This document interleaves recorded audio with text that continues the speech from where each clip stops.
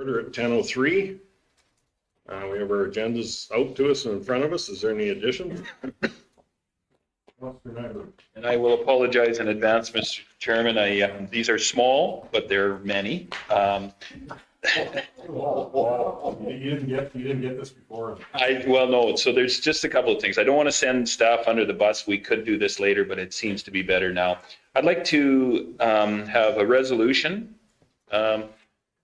It doesn't have to be built, but talk about doing a resolution to the RMA after we had the RMA meeting up in Edmonton for an oil and gas company, either run by RMA or run by a MCC.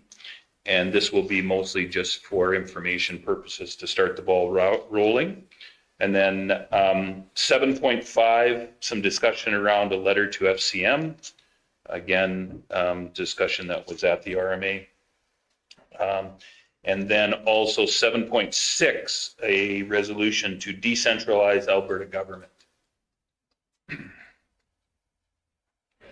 And if I could, I have a small update from PCPS, so Parkland Planning Services. And I'm not sure where you would like to put that, sir. You just want to put that at 12.4.5, a verbal committee report? That would be great. Yes, please, and thank you. 12.4.5. Was there 4.3? We got 12. Okay. Those are, it's on where he's talking about Mr. Gender is under committee reports. What was that mean? It was Parkland Planning Commission update. Emergent. Is there anything else you'd like to totally rewrite our agenda thing? Well, I do have a budget ask on the fees to update small municipalities, but I will send that to Yvette later. That's for budget, not for. I'd like to just add one thing, cutting of the shoulders on county roads. Probably 7.7. Is there anything else? And I see we do have some. I'll move the agenda with additions. Multiple addition. Okay, with multiple additions. I'll call the question. All in favor? Mr. Chairman, I'm sorry. We did go to RMA and usually comes back with some. Minute approval. 3.1 regular council meeting minutes. Can we do these as a group or do we need to do them individually?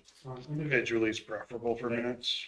3.1 regular council meeting minutes, October 9th, 2024, distributed. Page 6 of the back. No, distributed, so they're not paid.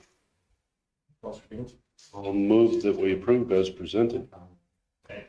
Did anybody see any errors or omissions? Okay, call the question. All in favor? That's carried. Special council meeting minutes, September 30th, 2024. Okay. I'll move that we accept them as presented. Any questions, concerns?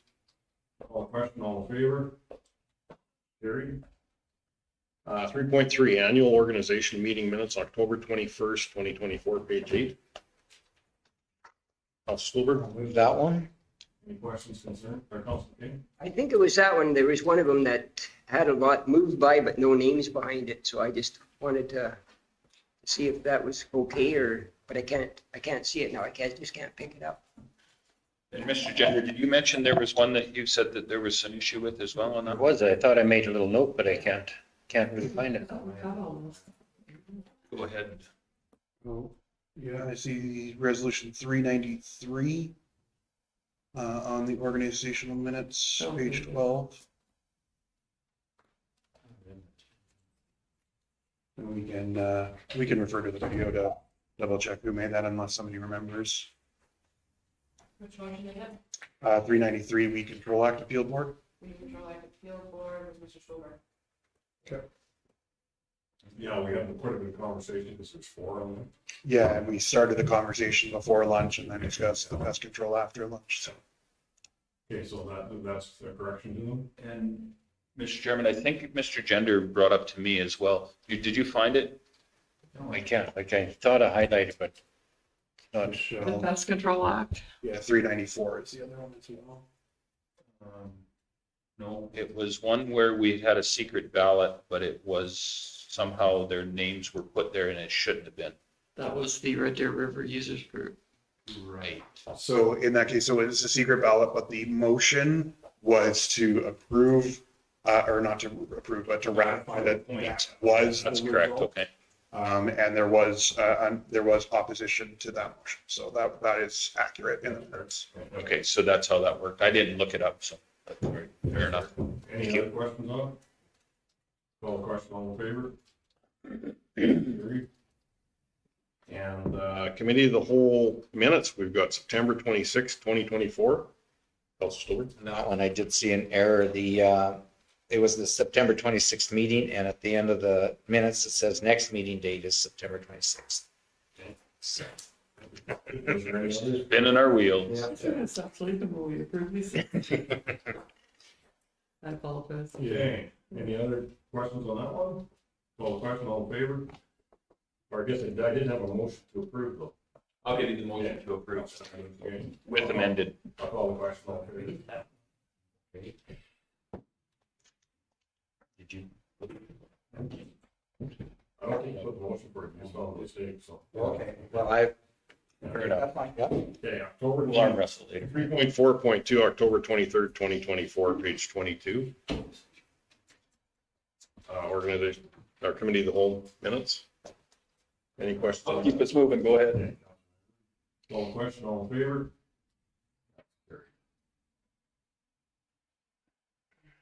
Okay, we have a public hearing at number 5, public hearing 5.1 at 1 o'clock. I guess there was one question I just found it. It was on it's 396, That's on. page On the 13. organization minutes. Okay, so like it was for the Battle River research, it was like we were saying that we were gonna put a 1-year pause on it and funding for. The wording in there, like I believe that we were stating that we were gonna be looking at the budget before we were gonna really look at the funding for it. So this one here, it almost makes it sound like we were stalling it for a 1-year pause, like for the funding for. For 396, that was the motion that was made, and that motion was defeated. And then the subsequent motion is what was left in place, which was just pausing the committee participation. I do apologize, like I tried to download my package over the weekend, but it shut me out. Yeah. So I only had to come in there at 8:30 to try and read out what I'm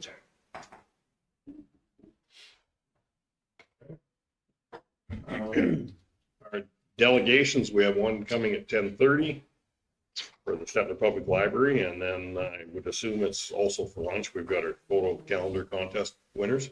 We'll do that prior to lunch, and they'll attend. So council's request for information. Yes. Section 4 in the agenda. For, You can have the new one. They added all kinds of stuff. They do, that's, yeah, and not it's lost yet. right now. Okay. I selectively skipped over. Apparently, you're My tele- correction from- telepathic with Another, communication. Speaking. from the one I usually listen to. No, it's smooth. 7.1, Dave's here, Councilor Rowe. Yeah, I'd like to talk to that. I was asked to get my hearing checked. I got it checked. And most people, I can hear them, but Yvette and Mr. Teal, I cannot hear, or can't hear them properly. I want to bring that up. And then I think Mr. Councilor Nyberg said that our plan from the county there would pay for the best set of your hearing aids we could find. I don't really need the best ones, but I wouldn't mind some, but two that I priced out were $6,300, and our county plan puts $500 in. I just wanted to get that cleared up with my fellow counselors. Thank you. That's all. So Mr. You want a response? Yeah, so Mr. Grover, I think part of it, you also have a health spending account that you could use towards it, and that would help you. Use.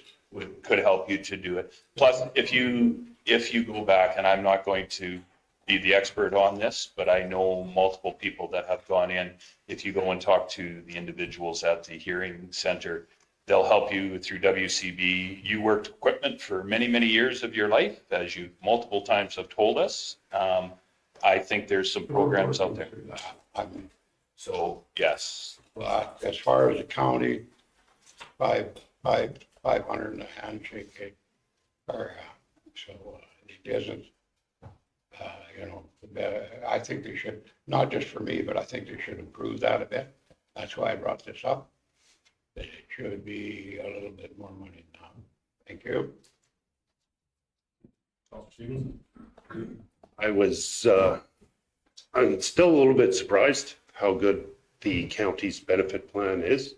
I never thought when I got on council that I would even utilize it, given that my wife has one through AHS, and I found that the county's is better than AHS is for an RN. So I was quite surprised at how much is actually covered. So I'm don't see any point in trying to increase our benefits plan. Mr. Chairman, and if I could to that too as well, as someone who has actually worked in the industry with benefits and purchased them from my business point of view, the county's is a phenomenal benefits plan. I sometimes can't believe, like Mr. Stevens, how good it is. And so when I was commenting that the counties would get you the best that any benefit plan would get out there. So that is what I was mentioning. So. Yeah, and I also had issues with my hearing prior to that eardrum breaking, and they tested my hearing, it never picked up on that. But I was going down that path, and between comp and what the county had and stuff, if I had to pay anything, it was very minimal. So, and it was based on past work. So, and Mr. Chair, if I could also, just to let Mr. Grover know that his healthcare spending account will reset come January 1. So That'll be $1,000 towards 6,300. Yeah. Okay, Councilor Grover and Councilor Bennett. Yeah, no, that's what I was going to say. It'll reset in January, but yeah, I don't know. I was like, not for myself, but we other employees probably need hearing aids. I think you should look into something a little more substantial than that. Most of the plan is all right, but there's some of that when you get reading it, it doesn't. It's good, and I don't really care whether it's better than HSs or not. HS, I have trouble with some of the stuff they do, Mr. Nyberg. Well, Mr. Grover, it's run like Reagan Hospital, and you want me to carry on? no, Mr. Grover, you mentioned that it's easy come, easy go. You did very well on your cabs, as you told everybody. So I'm sure that you will be financially okay. I scrape by. See, Cassidy and Councilor Bennett. So I do know that our benefit plan will cover some extra expenses if you have a prescription. So I think I will get Krista or Melissa to look that up, talk to the benefit plan. And if you had a prescription from a doctor that said you required these hearing aids, they might step in and pay a little more.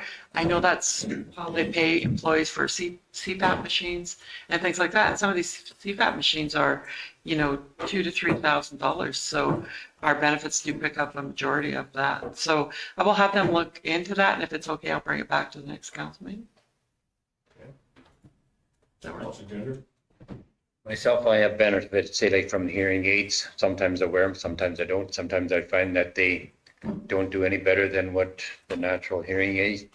But like I went in, I had them checked again here, say about 3-4 months ago. They said my hearing has not changed anything from then.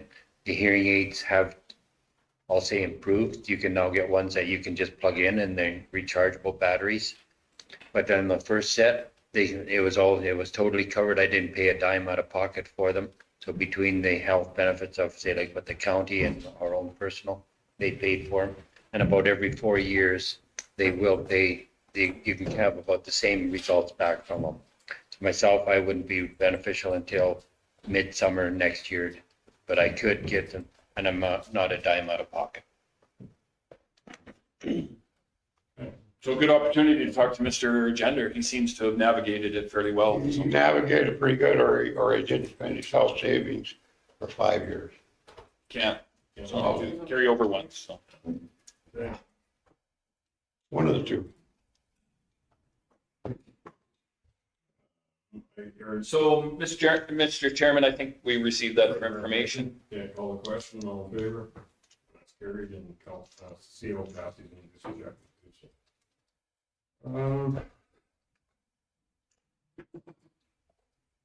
Okay, dust control 39-2, and Range Road 19-3, Councillor Gender and Reeve Clark.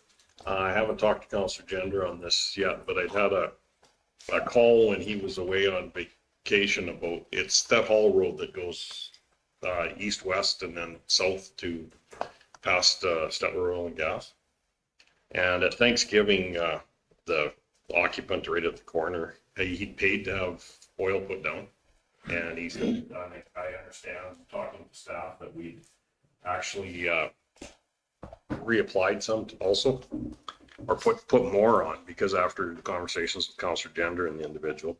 But he said it drove them into their yard on New Year's, or pardon me, Thanksgiving, when his kids were all there, his family was there.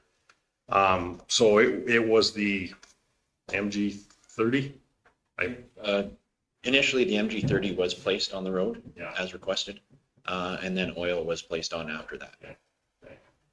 I did go past. It was still, I know we call it dust abatement, but I did talk to CEO Casti and wondered maybe, because it's right on the corner. So you've got the traffic coming up, slowing down from every direction. The time that his complaint was, we had almost a straight. So it did create, it carried up into his yard. And I know we don't guarantee this piece, but on a road like that, maybe we should be looking at it as more of a haul route, and that is a residence that could be very much disturbed. The figure he quoted to me that he paid for that abatement was $6,300. So it's a pretty reasonable chunk of change to pay. Councillor Gender? I talked with the individual about it, and I guess what is happening, we had agreed to put dust abatement on the north-south, what we used to call, say, like the DNR road. And then from there it went up to the intersection. And then it was also applied west, and I'm only guess probably about 300 yards. This person had applied to the county for putting dust abatement in front of his place. So like it was out of pocket for him to put that, whereas everything else was out of the county's pocket in order to put it into it. On that part there, he should have been reimbursed for his money, and the dust abatement should have gone from the intersection more towards the east in front of his place, because he would more benefit by that than going west, which was not directly in front of the yards or in front of houses. So I did want to bring it back, because we're making, as we're going through this, he was, with me, he was very reasonable to deal with. I don't know how he was with council. Very reasonable. And if his staff's been out there, but. If I may, Mr. Yes. Chairman, So indeed, the dust control is taking care of heading up the road to the north and at that corner, and then moving west towards Highway 56 by the county of Stettler at this current time, as there is traffic that does utilize those routes to access industry that's on that road. The applicant does live at the corner of that intersection, and did apply, and MG30 was applied to the road surface. With that application, there was discussion with the applicant that there would likely need to be multiple applications of the product to ensure an ongoing control of the dust at that corner. Saying that, a lot of the truck traffic that's utilizing that road for the industries that are located on it are slowing down at that corner. It's, in my perception would be a lot more of the flow through traffic heading straight east or coming from the east going west to utilize those routes that are causing a lot of the dust concern that is on that road. So it would be at council's discretion at what we do going forward. However, I would see that this is a lot in the same regard as any other resident that would want dust control on their lane or going past their laneway on any of the other roads where it's flow through traffic that's causing the dust concerns. So, Mr. Clerk, if I could, Mr. Chairman, sorry, at that, is this a case that possibly this individual should talk to administration and on a go-forward basis of dust abatement, have it placed further to the east to help solve some of the problem where we're going to take care of the intersection? Yeah, go ahead. So when the initial application came in, it was for the 200 yards, and that's what was taken care of, was the 200 yards. So, I mean, it does cover a significant portion as it moves in that direction. But would it be better placed to the east, that 200 yards, and move it? I know the intersection, but I'm not sure that would it be better for him to place that further to the east in discussion with you guys and say, hey, you know what, here's where the problem is. I don't necessarily believe that I know the area quite well. I don't think, and I agree with administration that I think it's traffic from the east that's causing the grief for the most part. There is some heavy traffic coming, but it slows pretty good there. It would be that flow through east to west traffic that I think is causing. I'll discuss with you after Councillor Stevens makes it. Okay, no, fair enough. I don't live there, so I don't know. I sympathize with this ratepayer because he or she has done whatever's in their power. They signed up, they paid good money for dust control. And then we went and did the entire road, the north-south road, out of general revenue. And that's why I want this updated policy for groups, clusters, subdivisions that make these requests. Because it does seem unfair that a farmer or acreage owner would pay for dust control, and then we would turn around and do a cluster where they contribute nothing. So I do sympathize with them, but I guess policy is catching up, and the county is now doing that whole section at a very substantial cost. Casty? So a little bit of history. So the DNR road, or 19.3, was actually scheduled to be paved after the Fen Road and the Resource Road in front of the shop. It was part of that Resource Road grant program, and we had it phased. 19.3 was the next one to be done, and the government cut the grant program.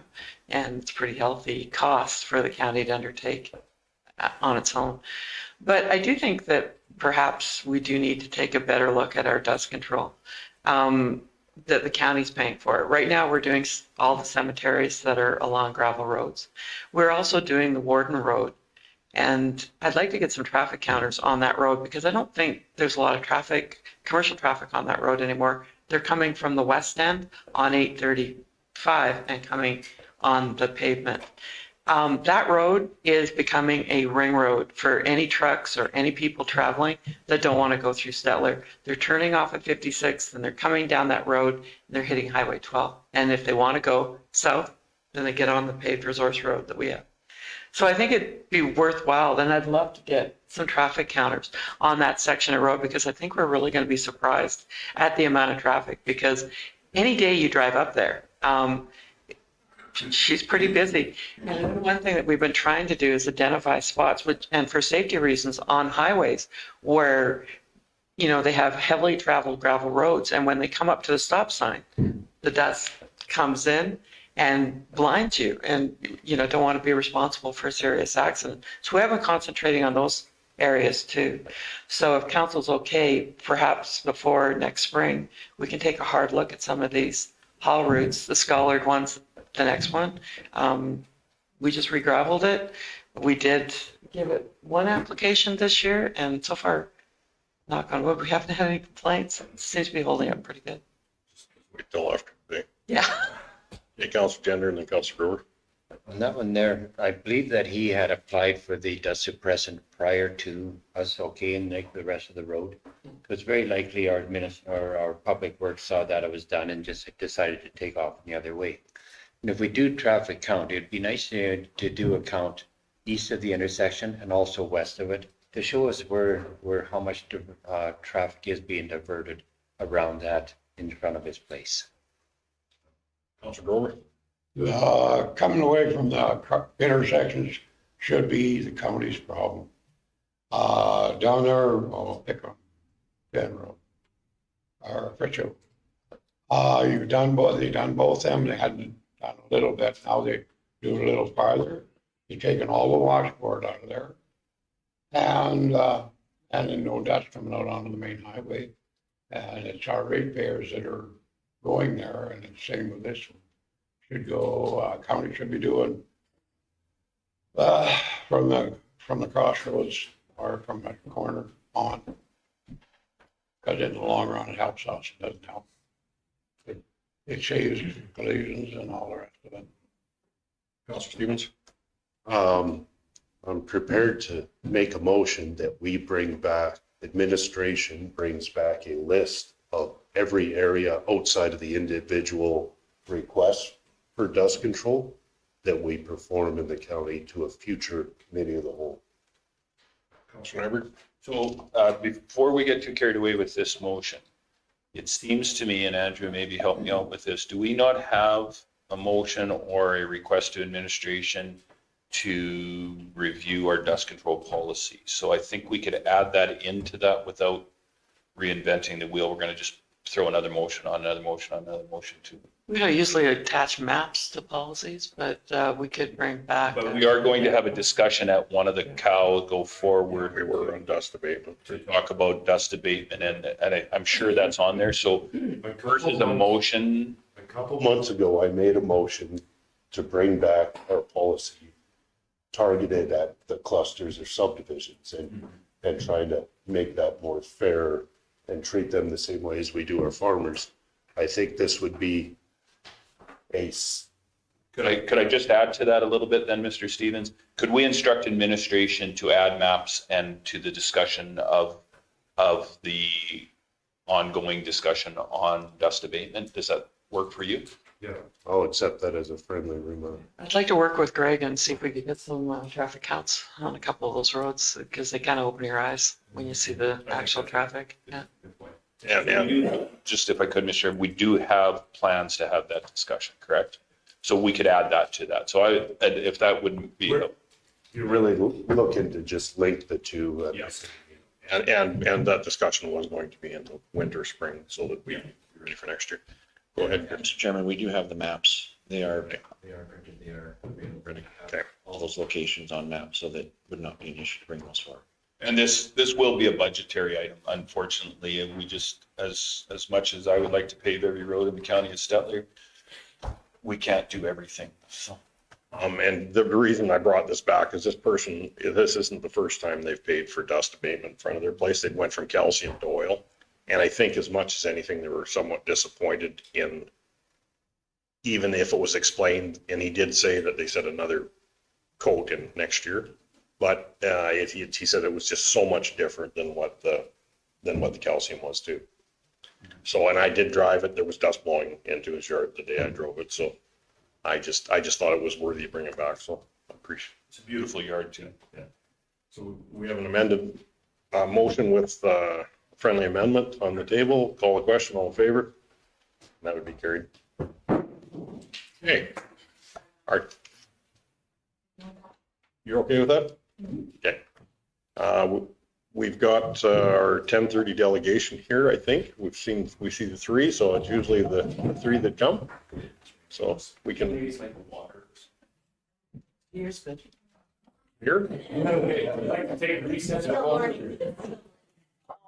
I'm okay. I'm okay. Do we have to do introductions? I think we'll do introductions. Okay. Andrew? Andrew Bursick, Director of Municipal Services. Cassidy, see you. Justin, Jackson, Director of Operations. we'll catch Justin back there too. It's new, Justin. Justin Cowler, Manager of Engineering. Michelle Hoover, Legislative Assistant. Good morning, ladies. Paul McKay, good morning. Dave Grover, Big Valley Counselor. Larry Clark. I guess that would be me that asked for it. Justin Stevens, good morning. James Nyberg, coffee server extraordinaire. Nikki Thorstensen, Communications. Now if you'll introduce yourselves. Barb Yano, I live in the Vaca area. Treasurer for the library board. Been a member for 13 or so years. Jane Scott Cole. I also live in the Vaughan area and I'm the chair, the current chair today, I don't know if that might change, of the library board. So. And I'm not really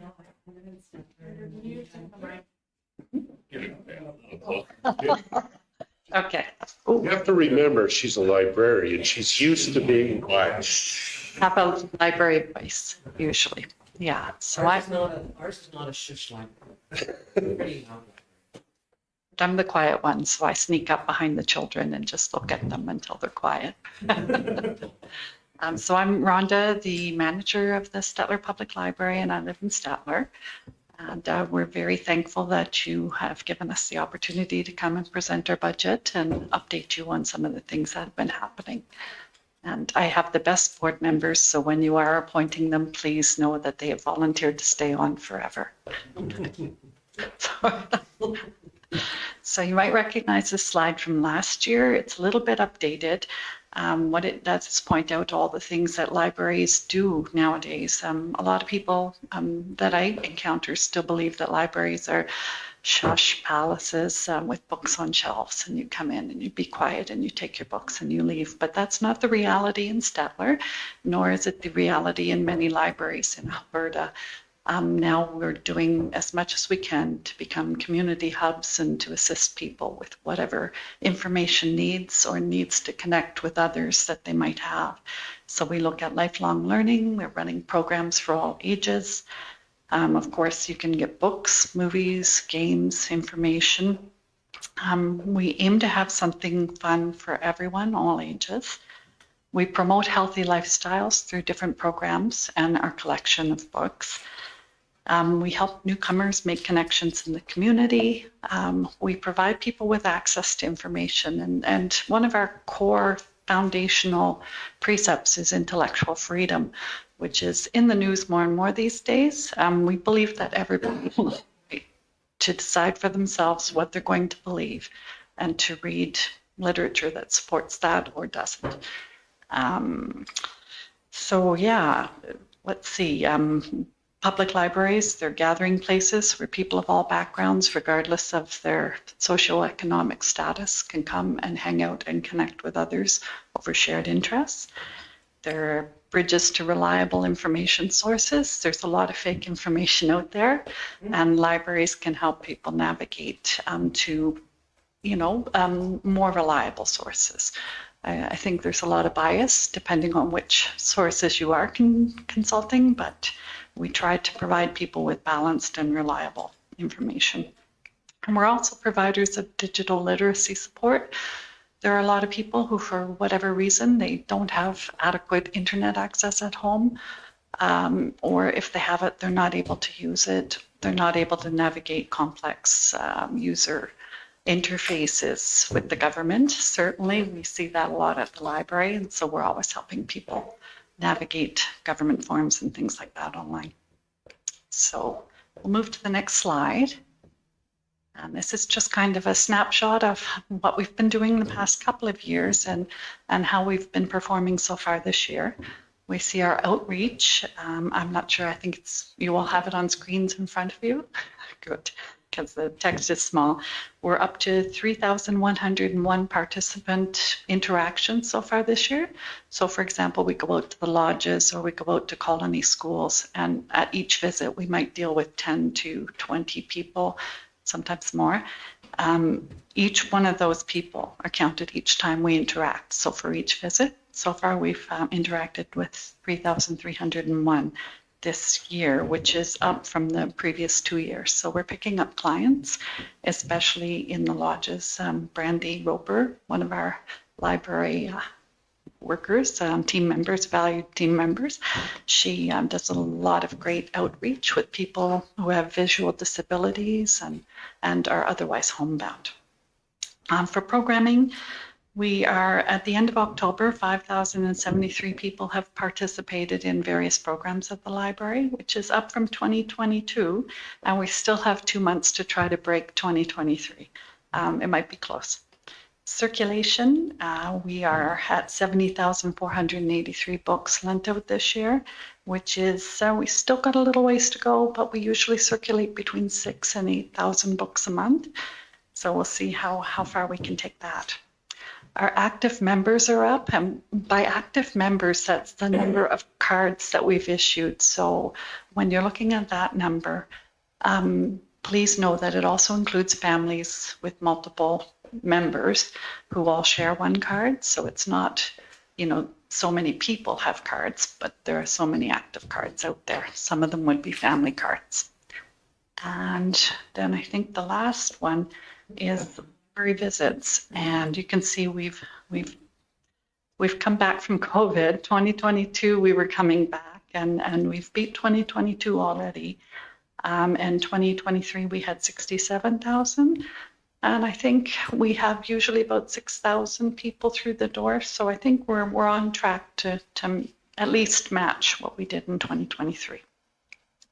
So the next slide shows us how Stettler compares to other libraries and communities of about the same size.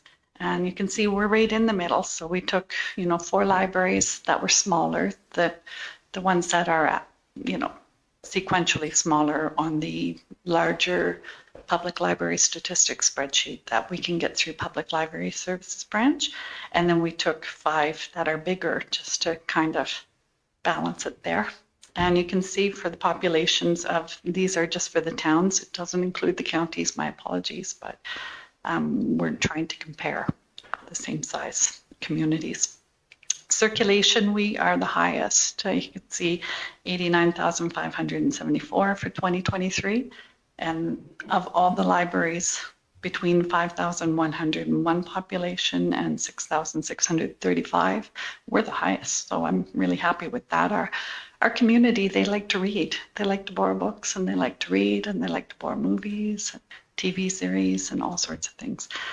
For the e-content, we're kind of the 3rd highest, I guess. I don't know what's going on in Bonnyville, but they seem to have adopted those e-resources. But I think 3rd place is still pretty good. With the active cards, we're kind of in the middle for libraries and communities of our size. The circs per card, that one stands out because we are again the highest. So each card has an average of 65 circs on it, which compared to the other libraries, 42 to 50, 60, it's still nice to be number 1. For in-person visits, we're again the 3rd highest. Program participation, we're the 3rd highest. And then we wanted to show you our size for the physical facility. I think our location in the Stettler Rec Center really does do a lot of good for us because we're able to use the programming rooms there. But there are some changes, and we'll talk about those later. So on the next slide, let's see. We've got empowering community through special projects, and I've put Summer Reading Club up there, and I'll explain that. But the Soaring pilot project, which you've all heard about, we brought that to a successful conclusion. Canada Day, it was launched at the museum, and I think it's been going quite well. There was a lot of community support for that. Union, they kicked in some funding for putters and balls, and then the cooperators, they contributed funding for landscaping, and I think it's doing quite well over the summer. And so we'll look forward to that opening up again in the fall, next spring. Another program that we're working on, we received funding from the Public Library Grant for Rural Development, Skill Development in Rural Alberta, And so we've been doing these workshops called Come for a Bite. And so what that is, we go out into the community. It's a partnership between the library and the Adult Learning Center. We bring lunch, we sit with people 50 and up, and we help them navigate their devices. And then we help them recognize online scams, because there's a lot of people that are being scammed, and they're coming to the library and they're like, is this a scam? And it's like, oh, there's a lot of times that they are, and frequently they don't want to believe that they are. We'll say, oh no, I think you're being scammed, and that's what my son said. Listen to your son, please. Right. So the Adult Learning Center is also seeing a lot of people who are coming in with problems, with scams and navigating information. And so I included the summer reading program under the special projects. We do it every year. It's not unusual, right? But just the goal of the Summer Reading Club is to ensure that kids have something fun and free that they can participate in during the summer. And the goal is to get them to read so that they can prevent the summer slide. We'll read and attend programs that are aimed at boosting their STEM skills and exposing them to books. And so that I've decided to include this one here. This year we had 181 children register, 521 youth and adults attended programs in July. And then there were 350 youth and adults that attended, so 350 youth, 36 adults, 521 and 41 adults in July. August is down because we only do 3 weeks of programming in August versus the 4 to 5 in July. So we're continuing on with that. I think there were 53 that completed the reading challenge, and they read a total of 1,144 hours together. So that wasn't bad. I'd like to see it higher. And we kept the tutoring going this summer. Ordinarily, we packed down our tutoring program at the end of June and restarted in September, but we're seeing a big need with the children. And right now our tutor is at capacity, and there's still demand for more. So is the Nerf gun to keep kids quiet? Is that the library's changed a little bit? That's, yeah. Actually, we use that at board meetings. Yeah. Awesome. I like the way you roll. Well, and the children like Nerf guns too, so it's not really punishment for them to, we're just worried that we'll be outnumbered if we do. Is that a hint towards the board member that we send? Yeah. He's fine. He's a. I have verses. He's long married, so he's well trained. The children really love those Nerf wars. We'll be having another one at Christmas. So, community partnerships. Again, this was another good year of partnering with different community organizations. We started out with Family Day at the SRC, went on to collaborate on the Children's Resource Fair in May with a bunch of different, the Stettler Family Resource Network, Clearview, CARS, the Caring and Resilient Students with Penny Warford, all those organizations. We participated in Seniors Weeks by building another 250 kits, which I think were well received. We participated with Barb and the Ag Society and the FRN at the Stettler Bike Rodeo at the Ag Society. And then Canada Day at the museum, I think we saw some pretty good crowds and people had a great time. And then we were downtown this year for the first time with the Stettler Fest, making balloon animals. And of course, we've invested in a little Bluey mascot, so we were able to bring Bluey to that. And then Culture Days in September with the Stettler Friends of the Library and our other community partners, including the museum and the Board of Trade and FRN and all the usual suspects. That was good. We focused on Swiss culture this year and did a big weekend at the museum, and then some cooking classes. And I think generally people enjoyed what was going on, and they look forward to seeing what we'll do next year. National Day for Truth and Reconciliation. Thank you so much for funding that. That was the second year, and I think it was even bigger this year, the drum circle and the talks and the different activities, beading. It's valuable for us to get in touch with this part of our history, and I think more and more people are coming out to it. So I hope you'll continue to support that. That's a great group of ladies, the Stettler Friendship Circle, and I'm sure it's gentlemen too, right? So then we're also going to participate. We did last year, every year since COVID, I think we started with take-home kits for the children to build gifts for their family. And so now we're doing it live, and we did it last year, and we'll be there again in, I think, November 20th this year over at SES to build Christmas gifts with children for their parents and siblings. So that'll be a lot of fun. And then the night before is another program that we've been collaborating on recently.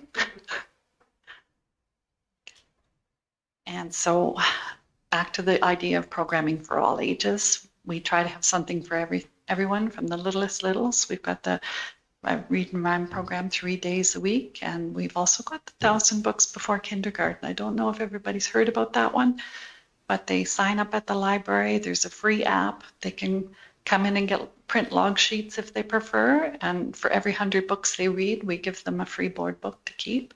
And then at the end they have a little graduation ceremony. We've got a little hat with a tassel, and we take their picture, and it's been quite successful. We've had about 37 graduates, or no, maybe not 37 graduates, but 37 signed up in the last 2 years for that program, and we'd like to keep it going. Something cool after school, Lego Club, Smash Brothers, Monday Night Gaming. We've added Dungeons and Dragons for the 13 and up crowd. Dungeons and Dragons, teen scene. We've got a teen game night and a teen art night once a month at the library as well. Crystal does crafts with the ladies. We've got gentle yoga for seniors. Minds in Motion. It's a program of the Alzheimer's Society. We've got a regular core that comes to that program. Stettler Art Club is new this year. Al-Anon, Ukulele Club, Reader Circle, Film Circuit, because we've got a popcorn maker and people can't get enough. We show a lot of children's matinees too. Thanks to a donation from the Rotary, we've installed a new FX game zone, and you can see that's the lower middle picture, and the children love it. We've tried it out with adults too from our Afternoon Friends program, and we haven't taken it to the Minds in Motion program, but I think we will this fall, before the fall's over.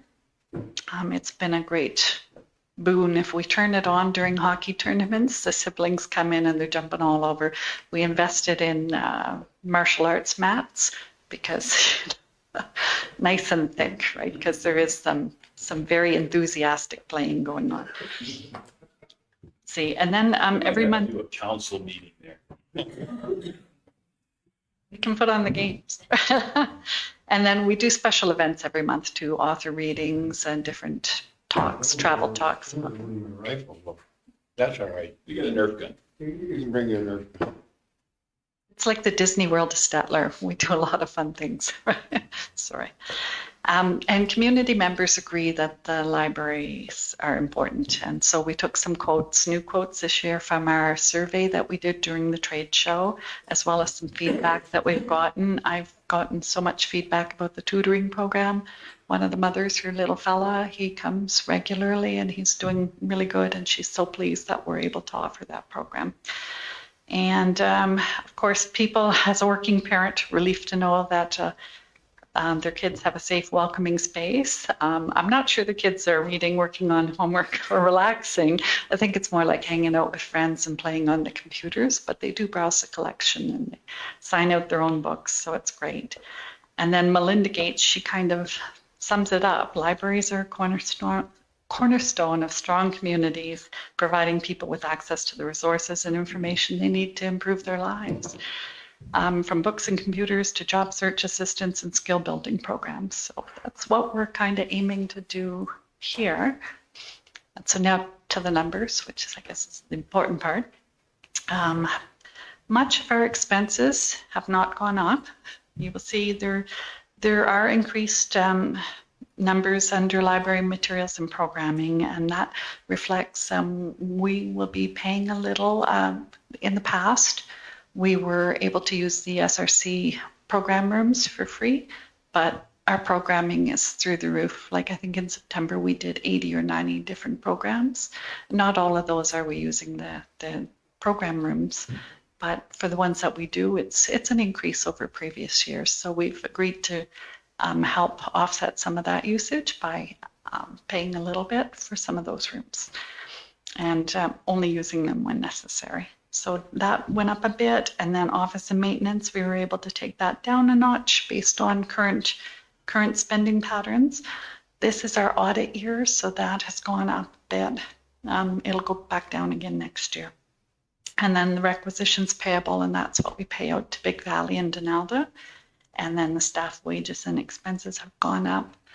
But bear in mind, we did add a few hours of tutoring. We added 2 hours a week for tutoring and 1.5 for teen programming. So not all of that money is, merit increases or wage increases, but there is some of that there too. And then on the next slide, to offset some of those increases, we are looking at fundraising and seeking donations, increasing that money. And then for the grants, our mission this year is to go get grants for tutoring and teen programming and everything else that we can get grants for. And then to improve our sales service and other, we do some fundraising around the film circuit. And we've got the 3D printer and laser cutter, so we're looking to do more with that. And so the bottom line for you is that we'd like to increase the requisition by 1.59%, and it's about $2,000. And so we're hoping you will do that and allow us to continue exploring. I've got this little picture here. It's the strangest little picture, but we generated it with AI. And so, yeah, it looks a little bit like the Stettler Library. But the children don't look like that. So we're looking forward to playing with that more and doing some programming. We've already done one AI program. And, the future might be friendly, it might be scary, I'm not sure. But we're going to have some fun trying to figure it out. And I wanted to say thank you for all your support in the past.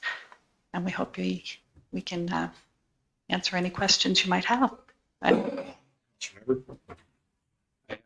Interesting. Early in the spring, I went to the Innovations Conference, and AI is definitely scary and very interesting at both at the same times going forward. Well, I have a question about the library setup. How many libraries in central Alberta or in Alberta, I don't know if you know this, are set up like we are, where we're jointly run in a community effort like this? I think it's very much I think it's a feather in our hat, and I think we should not diminish that speciality of our library. I think it's one that I think we as a community can put as a very bright star. So I just want to know if you know anybody else that's doing it. That people have started doing it. Like Black Falls now, they are in the multi-purpose.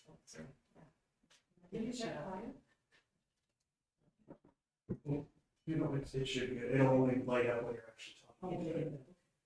Okay. Yeah. It won't. It's for the people at home. Okay, yeah. I am not aware of the exact numbers. I can look that up though and let you know. I know Black Falls, their new library is in a multi-purpose. There's an arena. It's a big building. And I'm not sure. Word two. I don't believe they have a joint board, no. Like places like Barhead, I think, has an intermunicipal library board. I think we're very unique. There's not many intermunicipal boards, and there are not many facilities that are like libraries in multi-purpose rec centers. And I think we're kind of the shining star, and I think you don't diminish that point, because I think it's our community is I always say that it's the town and the county is one community, and I think we need to, you guys are one of our key stakeholders in that, so keep it up. Any other questions? Councilor Stillberg? More of a comment, is not only does the town and county pool resources to fund this library, but the library itself, it's not a silo, of the partnerships we have almost with every organization in the community. And I think that has really benefited the community and the library to better efficiently use resources. So I'd like to see that. And I'd also like to add not only do county people come in and use the library, but the library goes out to the county. You've had a couple of the Comfort Bite in Botha Gadsby, and you've had summer reading program with the lake. And I think you've done things in Erskine as well. So and plus all the outreach to the highway colonies. So it definitely reaches into the county. Thank you, Les. I forgot to mention that, but I was going to. Okay, any other questions? Thank you, ladies. Thank you. Very well done. Thank you. Thank you, guys. Merry Christmas. Thank you. Christmas to you too.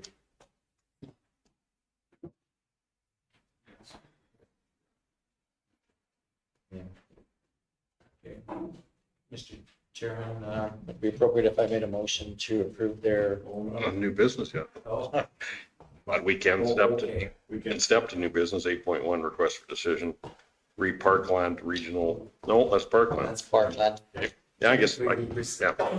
Have to do it today It should come up during the budget. during budget. Okay. And We'll decide for sure at budget then. for council's information, the amounts requested are in the draft budget that you have already seen. Okay. Okay, so it'll get discussed then. Okay, that's good enough. As long as it's in the program somewhere. Thanks, Mr. Nizer, for confusing us. Yeah. Sorry, I thought we typically did that afterwards they left. We do. Oh, I see. Sure. In the program. Is 4 ready yet? Not yet, okay. Okay, we're back to then 7.3 physician recruitment. I'd asked to put this on and we'd received a letter from the Board of Trade on Friday, which CEO Cassidy put out yesterday. The next meeting has been called for next Tuesday. And I've asked maybe they're calling 2:00 meetings now, which isn't very good for if we do have members at large. I've asked possibly that we can go back to afternoon or evening sessions, I should say. I think more importantly, it isn't the most user-friendly for our doctors. We want them to participate, choosing in the middle of their doctors. Yes, even did. Even morning, or I'd suggested early morning if it worked better for our doctors, but or evening, but In a lot of ways, they're the most important stakeholders there. with that write-up, you'll see that, you know, what's going on with doctors coming, what's happened with the meetings that Nikki was very heavily involved in Red Deer. And there's proposed for 3 more different sessions throughout Alberta next year. That's part of the budget. Yvette and I did meet with Mayor Knowles and CAO Leanne, and the way this is written up doesn't reflect what I thought was coming out of that meeting. We need to get more focus away from Board of Trade is what I was hoping. So we'll have more discussions on that at our first meeting. We haven't even had a meeting on this since. So, but it does tell where we're at with our doctors, when they should be arriving after their assessments. And the one key thing we need to do is ensure that we have doctors here that will assess, so that we can participate in this whole thing with bringing doctors in and have people that will assess our doctors readily. Councilor Stevens? We did receive an additional email about a grant revenue opportunity through AHS. It's worthwhile exploring, but the reading I did on this grant, and it was sent by a local doctor, seems to be geared towards municipally controlled or owned doctors' clinics. And I'm not sure if we have doctors that are interested in going down that road. So I'm not sure if that eligibility was missed or if this doctor is suggesting that there is an appetite. So it will be discussed at the upcoming doctors recruitment meeting. I just don't know if it was sent out in error or just unknown. It came out when we were at RMA and we both looked at it. It would work probably very well for Neil. Hannah, but not for us. Well, I think it's open for more discussion actually though with the doctor. I forwarded it to Yvette last night, just not knowing if it was sent out in proper order. But we need to have further discussion on it because it does show that they're recognizing the cost of the administration in rural offices, so. When I got looking on that website, there was another grant stream available directly for the clinics.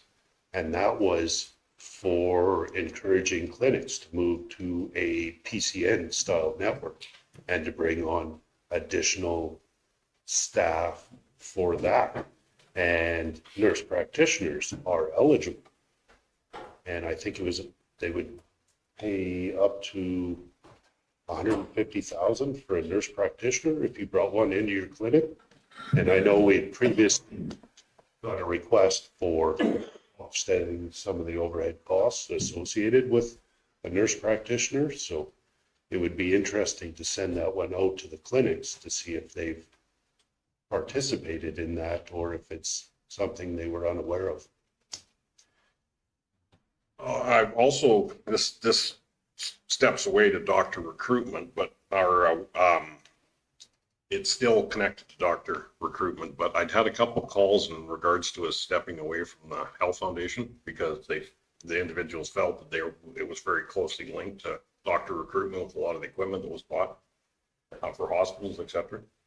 I did suggest to individuals that I think maybe from our committee for doctor recruitment, we could have somebody that basically was on both of those boards that could take information back and forth, because as we stated on the Stettler Hospital Foundation, we're very much in favor of, the job things they do for the community.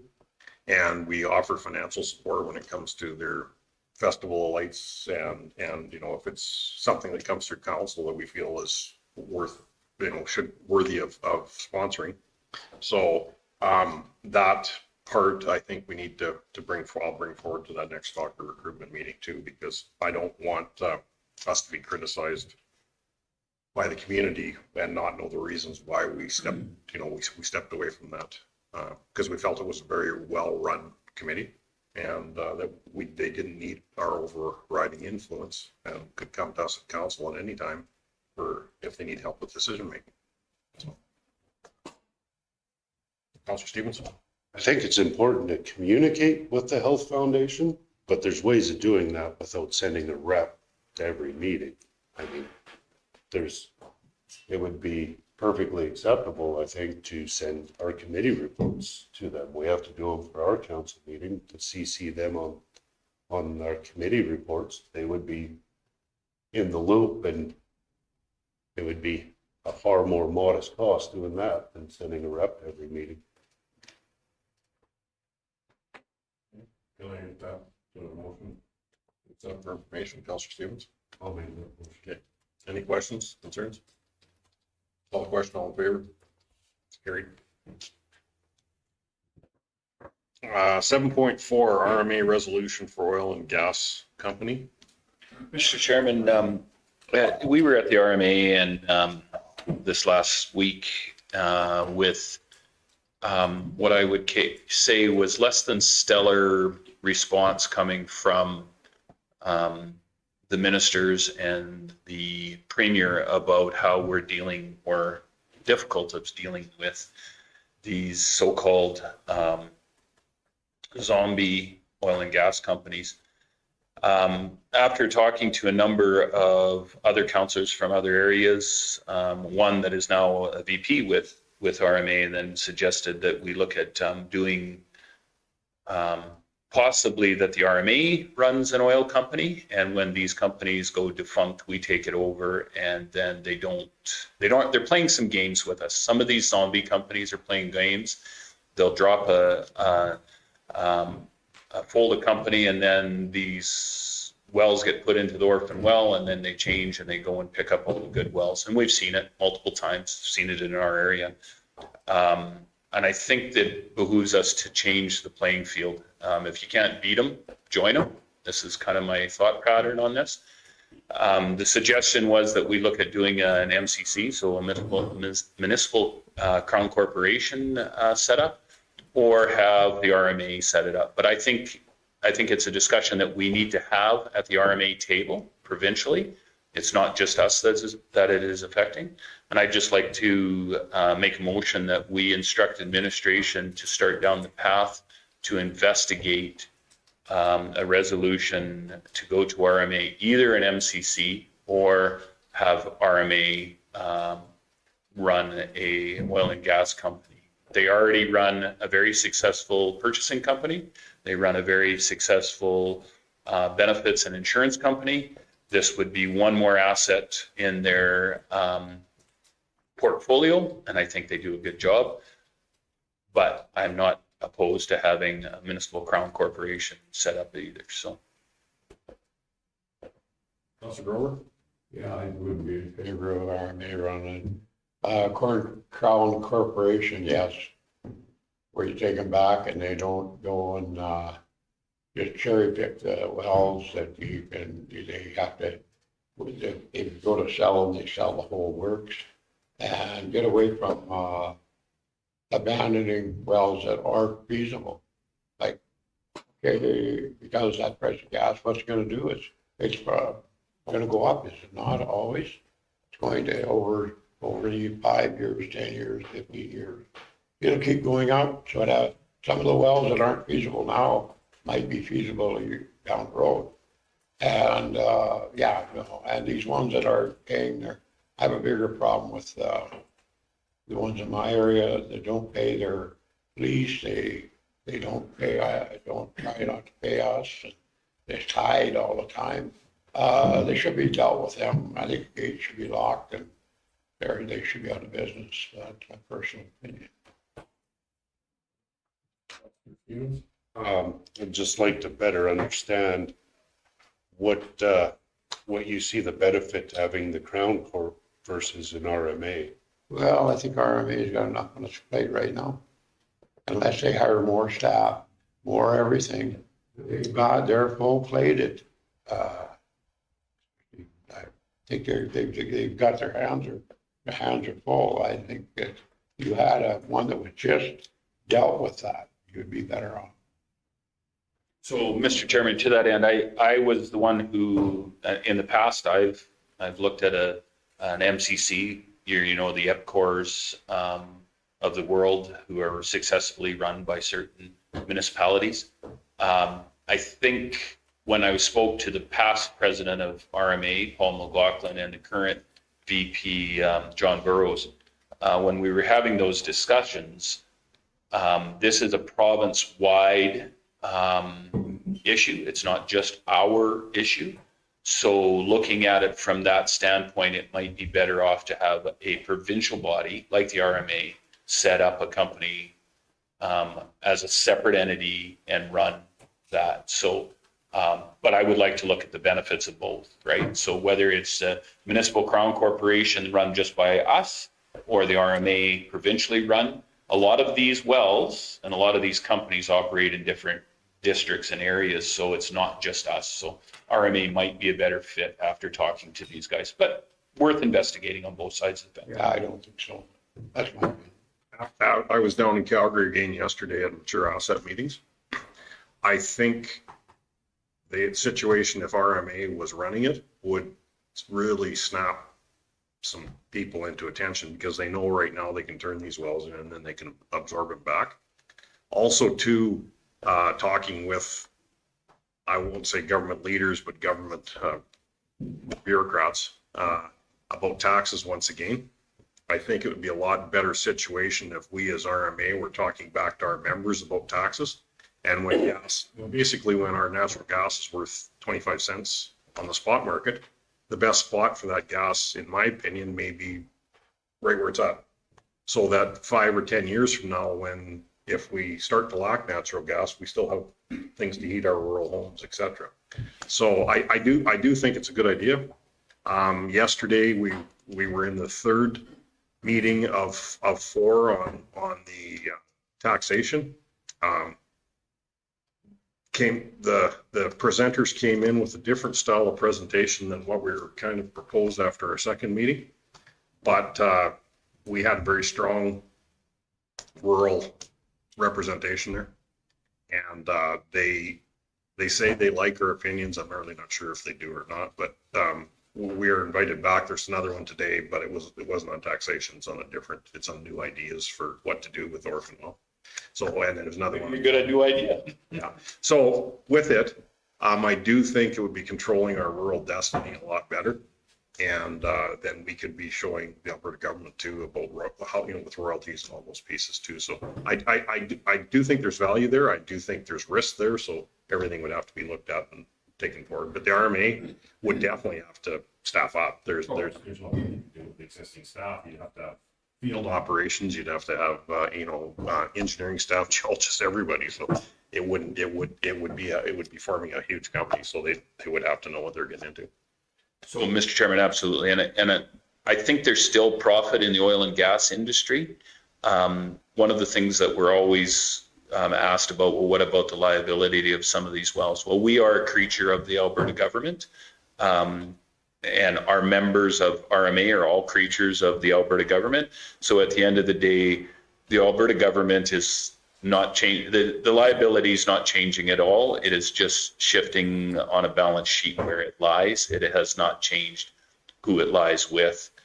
And I think you're right. I think this would be an undertaking, and I think it would send a strong message to both the AER and to the current, what I will call zombie companies, that if you're not going to perform, get the hell out of the way and we'll take care of this for you. So, and it will send the government of Alberta a little bit of a notice that in Alberta, we don't stand around and watch things happen, especially in rural Alberta, we make things happen. And I think they got to realize that we're not going to take this for much longer. We're done. We're at our wits' end. And you talk to those municipalities out there, they're all in the same boat. We're just done dealing with this. We'll fix it or we will.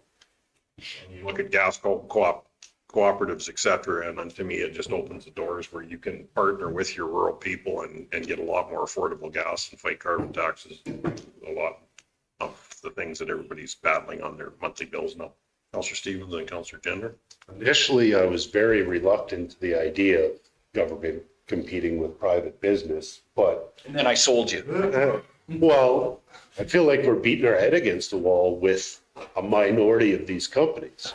And it is incredibly frustrating when a asset that has value, whether it's pipelines, facilities, batteries, wells, sit there and rust and degrade without being properly managed in the interim, sometimes for years. And it's not just that the value of that asset is dropping down every year, but that's another year we're adding on to our landowners not getting their lease payments, and the province not getting their royalties, and us not getting our taxes. So I do think that there is some very distinctive benefits to this option. Councillor Gender? Got a question. Okay, so the liabilities, when it comes to the surface payment, when it goes to the orphan well, does the Alberta government pick up the tab then? So there's no liabilities that would be back onto it in any greater effect if we RMA did absorb them. We're a creature, that's what I said, we're a creature of the Alberta government. I mean, if we went broke today, the Alberta government would come in and have to ultimately take it over. We'd become a special areas. And it would be no different if our member municipalities did. But it's worth investigating to find out. We could sit here and speculate, but I think that's part of where we need to have a good solid look at it. And I think we need to bring a resolution forward. So that's my motion, is to investigate a resolution to bring back it doesn't, maybe not even the next council meeting. I don't know where you would look at this, Andrew. It might take a little bit, but I think it serves as notice that we're in the process of doing it. So if I can shed a little bit of light on the options here. So MCC is actually a municipally controlled corporation. Okay, thank you. Our corporation would refer to the province or the feds running it. So an MCC would be done directly by municipalities. So an RMA resolution concerning an MCC is probably not that appropriate. That would be more of a negotiated thing. But certainly a resolution petitioning the RMA to form such a subsidiary. Could reference that would be an alternative option. And so that's where I would suggest the focus would be, as if you're petitioning the members of RMA, then it would be for the RMA as a corporate body to create a subsidiary. So I think that's important note to make, and something that should go into the background information of a resolution to go forward, so that all councillors across the province understand when we're talking about that, because that was kind of the conversation that we had talking about it. So I just wanted to put that out there. Greg, did you have your hand up at one point? No? Okay. So we have a motion on the table. I'll call the question. All in favor? Opposed? Councillor Grover's opposed? No, I usually, You late? Okay, all that is carried then. but I just want to talk one thing about that while we're still on the mode. You can talk about rusting and stuff. No, you put some in there and you push it down the line with a pig and you coat that and the lines stay good. So you just call it whatever the boys call it, putting it to bed or whatever, them lines. And then you can fire them back up and they don't rust and stuff like that. There's treatments you can do to keep those assets at what they were when you took them over. Yeah, it's corrosion inhibitor, but then you still have to go through the whole But I just thought that if there's anybody watching, that they should know that. But a lot of the shut-ins don't know that. A lot of the shut-ins don't do that though. Is the issue is they're just cold That's shut. a benefit of us too. The biggest problem you would have is people cutting the copper wire. Well, Trident was a perfect example of that. Well, basically the compressor station. I guess you can't shoot them, eh?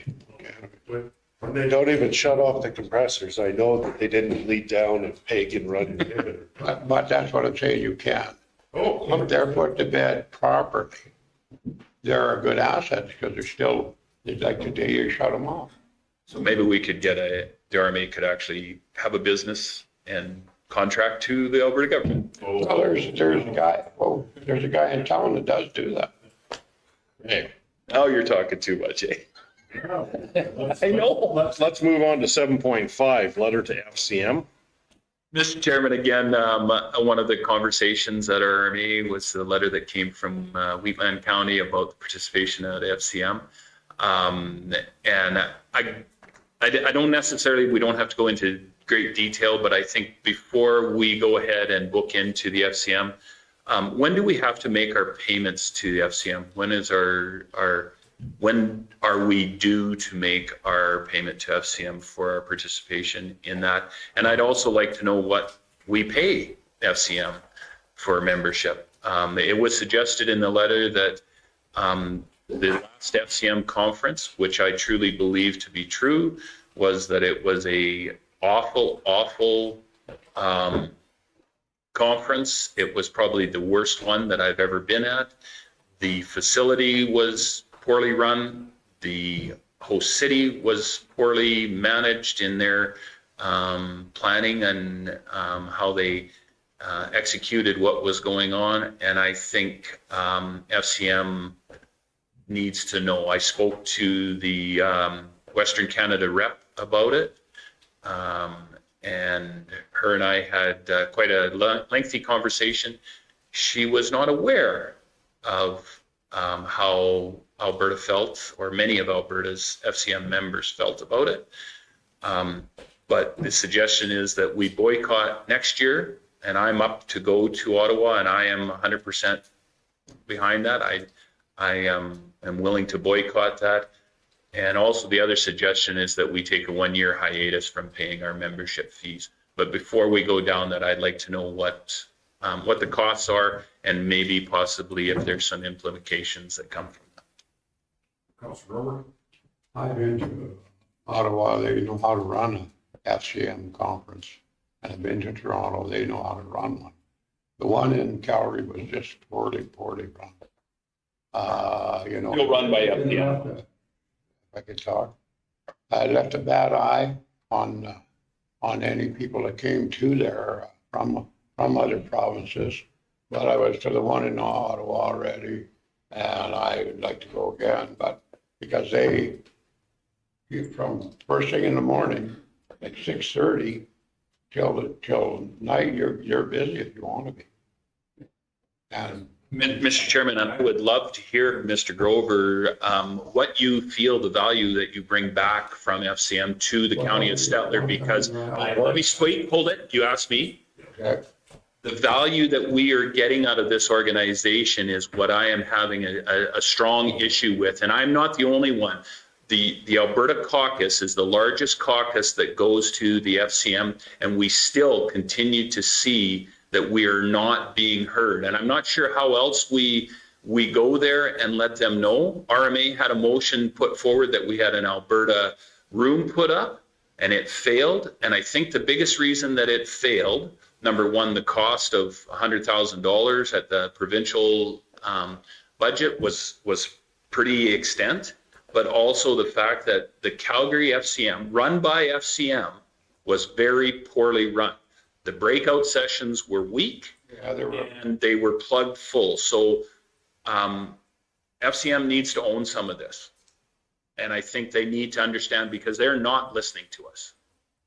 Yeah, I can agree with that.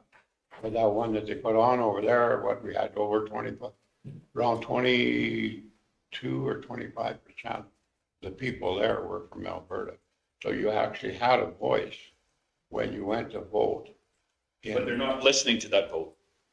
They're not taking it. No, I know our rep, that sat on FCM from District 2 is disgusted, like she stepped down, because like they weren't listening to what was being pushed, even though we have a majority vote. Councillor Stevens? I see this as strictly a numbers game. And in Western Canada, we've seen this for generations.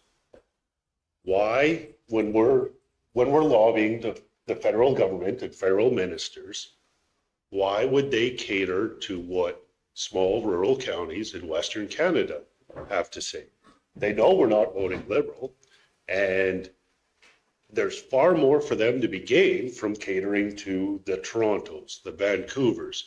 And we have so little in common with them that I'm not sure where the value for us is. And Mr. Chairman, thank you. And my question again to Mr. Grover is, which he did not answer, what value did you bring back from the conferences that you went to at FCM to the county of Stettler in the past? You pick. You let me know and tell me which one, because I'll be honest. You got to talk to the other. To a number of those conferences, and I'm not seeing the value that's coming back when we said it. When I first got on this council, we were sending full councils. And we said, from a financial standpoint, we're not gaining anything back. And we went to a two-person rotation. Yeah. And then if it was in our own province, we would send a total council. I am not sure that I am still seeing the value that we should be going to this. I got a list they could go. Well, give me one. Volvo graders, I guess, down in Nova Scotia are just as poor as they are here. On all that stuff, you find out what works, what doesn't work. If you ask people and talk to them, of course, I talk to lots of people. So the Volvo graders that you say were not good, is your opinion came from going to Nova Scotia? Is that what you're saying?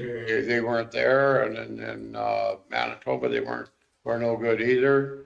And we come to the conclusion that the 840s were all right, but the 740 or 840s were good, and 740s were a piece of garbage. We finally had to park ours in the corner to get the buyback out of it. That though could. But that's just one of my. Again, I don't see the value, and I'm not sure I see that we're bringing much back. So. And unfortunately, I am one of those guys that have went to a conference in the past. The networking, I think, is there, but I don't know if I'm seeing the value of that networking. Councillor Gender? Like last night, occasionally I go through YouTube, and last night I was watching one documentary, and it was about Pierre Senior coming across, and it was more like when he gave the West like the middle finger salute, and then the rotten and the eggs being thrown at him. And I listened to the next one, the so-called leader, and he's not a freaking leader that we have now. and how he actually went against the West and was talking against it. And it stirred up a little bit more rotten blood in me. So like when I look at these FCMs, sure you can go there and enjoy, see like the areas, but okay, like I also went down to Travel Canada this time around. When we stopped in at Ottawa, all I wanted was to have a picture in front of the Parliament building. Be damned if they would even accommodate, say like for that. There was no freaking place to park. So like, I don't know how the hell we're ever going to be able to make any movement on going east. The one New Brunswick premier, I don't know if he's still sitting or the previous one, he was just saying that like with these equalization payments, he should be damned whether they should be happening. He was more along the line, if you've got your own raw, produce them, get your ass in gear sort of thing. And he is totally against, say like, on the equalization payments. So like, yes, Bill, say that we're taking anything back. I've been to 3 of them. I do not believe I've been able to bring back a dollar value saying, okay, yes, it is justified. Mr. Gender, if I could, Mr. Chair, when you traveled across Canada this last time, did you do it on your own dime? Yes. You didn't ask the county to pay for you? No. Okay, thank you. It was one that we decided to go and see the East Coast, and it was an eye opener, but that's my own personal. Hey, did you have a, I had a motion that we asked that it, yeah. I could just very quickly actually answer that instead of a motion. So we're paying just shy of $2,000 a year for our membership to FCM. It comes due right at the end of the year, so the invoice gets issued right at the end of the year, and it has a 3-month term on it. We did receive a grant a few years ago for about $50,000 from the FCM. However, and that was for that asset management plan.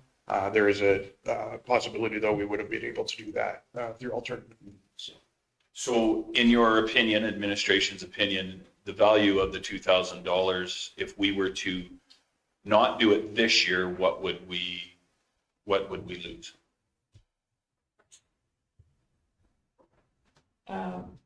You get a lot of daily updates. I think Nikki and I get them. Oh, we get a lot of daily updates. Nikki and I get them, I think. We know what the rest of the country is doing. I'd like to check with Krista to see if there's any benefits through financially. I know in the past I have applied for their Green Fund program, and I was successful with one. But I mean, there are some opportunities, but you know, $2,000 is $2,000. Well, and not only that, but I mean, going to the conference does cost us X amount of dollars too. Yeah. So, Mr. Chairman, if I could, I'll maybe change my motion a little bit to have a discussion on FCM brought back to the next council meeting, where administration can bring back some possible ideas and information.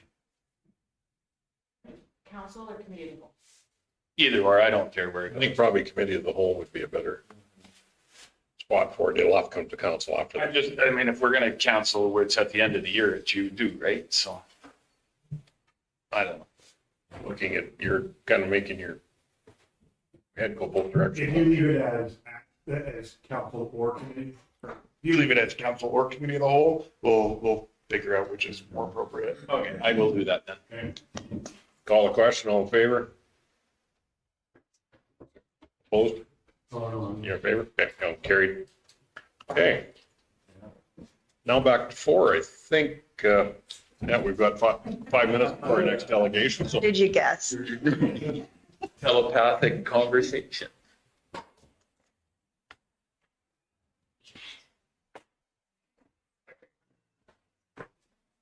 I got it in.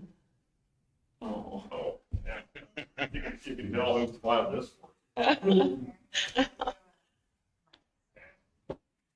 Or even if you just do it in front of the podium. Yeah. Thank you, Zuby. Now, who would this be for? Yes. I don't know. But Well, you got up anyhow, you just like the flowers? On behalf of council and I know your staff, we were so proud of you receiving your 30-year pin and what you put into Alberta and the municipalities, and congratulate you but I didn't realize you were that old until you were 30 years out into it. So, but no, thank you very much, and a well-deserved reward at the RMA convention.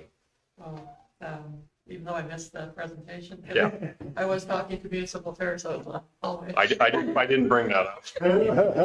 So, But thank you so much, and I love my job. I love public service, even on the off days. Got a great council to work with, but I've got such an exceptional staff. So I just love getting up in the morning and coming to work. You betcha. And I'm still chasing Charlie's record, so I got a few years to go. Thank you. Thank you so much.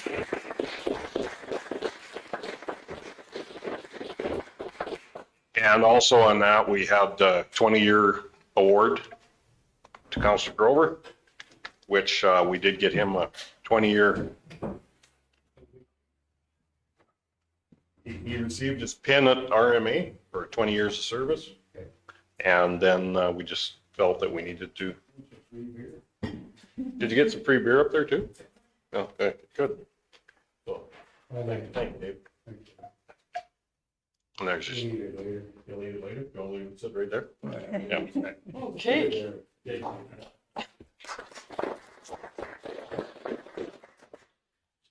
So Dave is our second longest serving councillor, which is pretty impressive. Of all time. Of all time, right, since the, 1950?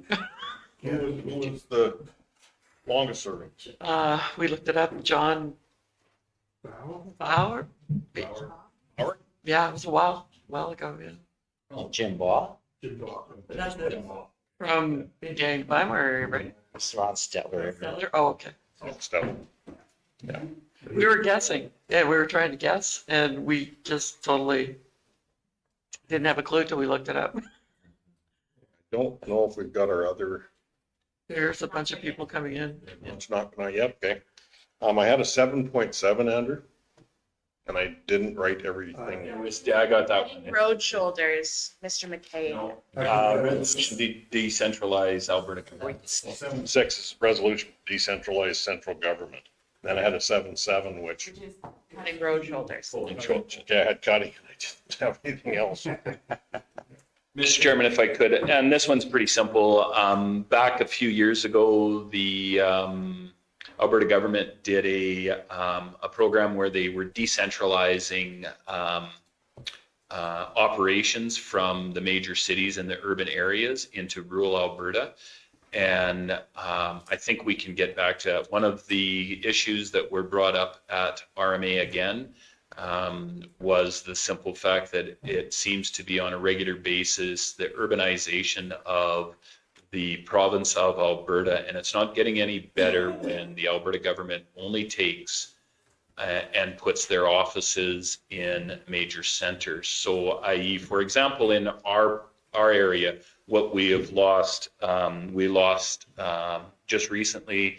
I don't think we have any services from the Department of Transportation's officer enforcement, which is under the sheriffs.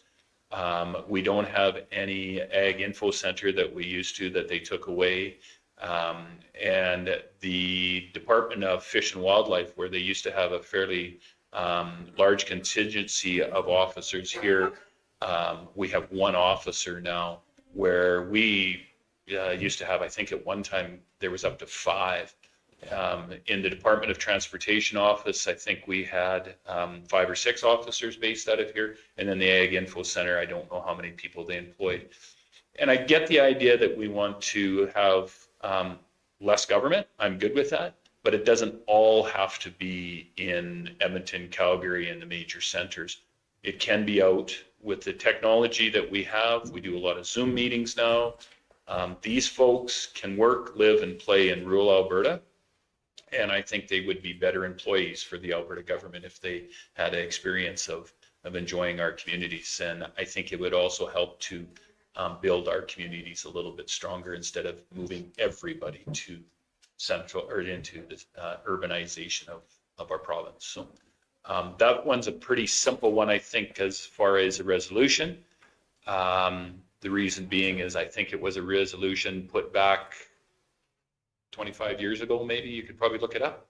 And it was brought forward. So there is some history behind this one. So I think we just have to get them back to it. Questions, concerns? Call the question, all in favor? Councilor Orr? I think some of that, getting rid of the egg thing was just to get rid of. The government of the day was just cutting corners. They had some people that have been in there for a long time and they didn't have jobs for a lot of them. And that's why they did that. And then they had the thing where they were behind a closed door and you could phone them.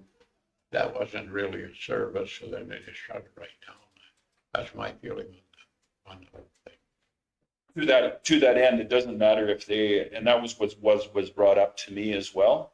And whether you believe they were working or not working, I don't really have an issue with that. What I have an issue is where their location. They could just as well not work in Stettler as Alberta as they could in Edmonton and downtown Edmonton. If the person is employed by the Alberta government, let them be employed by the Alberta government in rural Alberta. Yeah, I have no problem with that. But what they should have done there were, once they went from having a full service to you could phone them. It didn't, you take in a weed that the old farmer didn't know what it was. You had no way, unless you're going to get it back to where you have actually a person there that knows what they're doing. Like Cleo from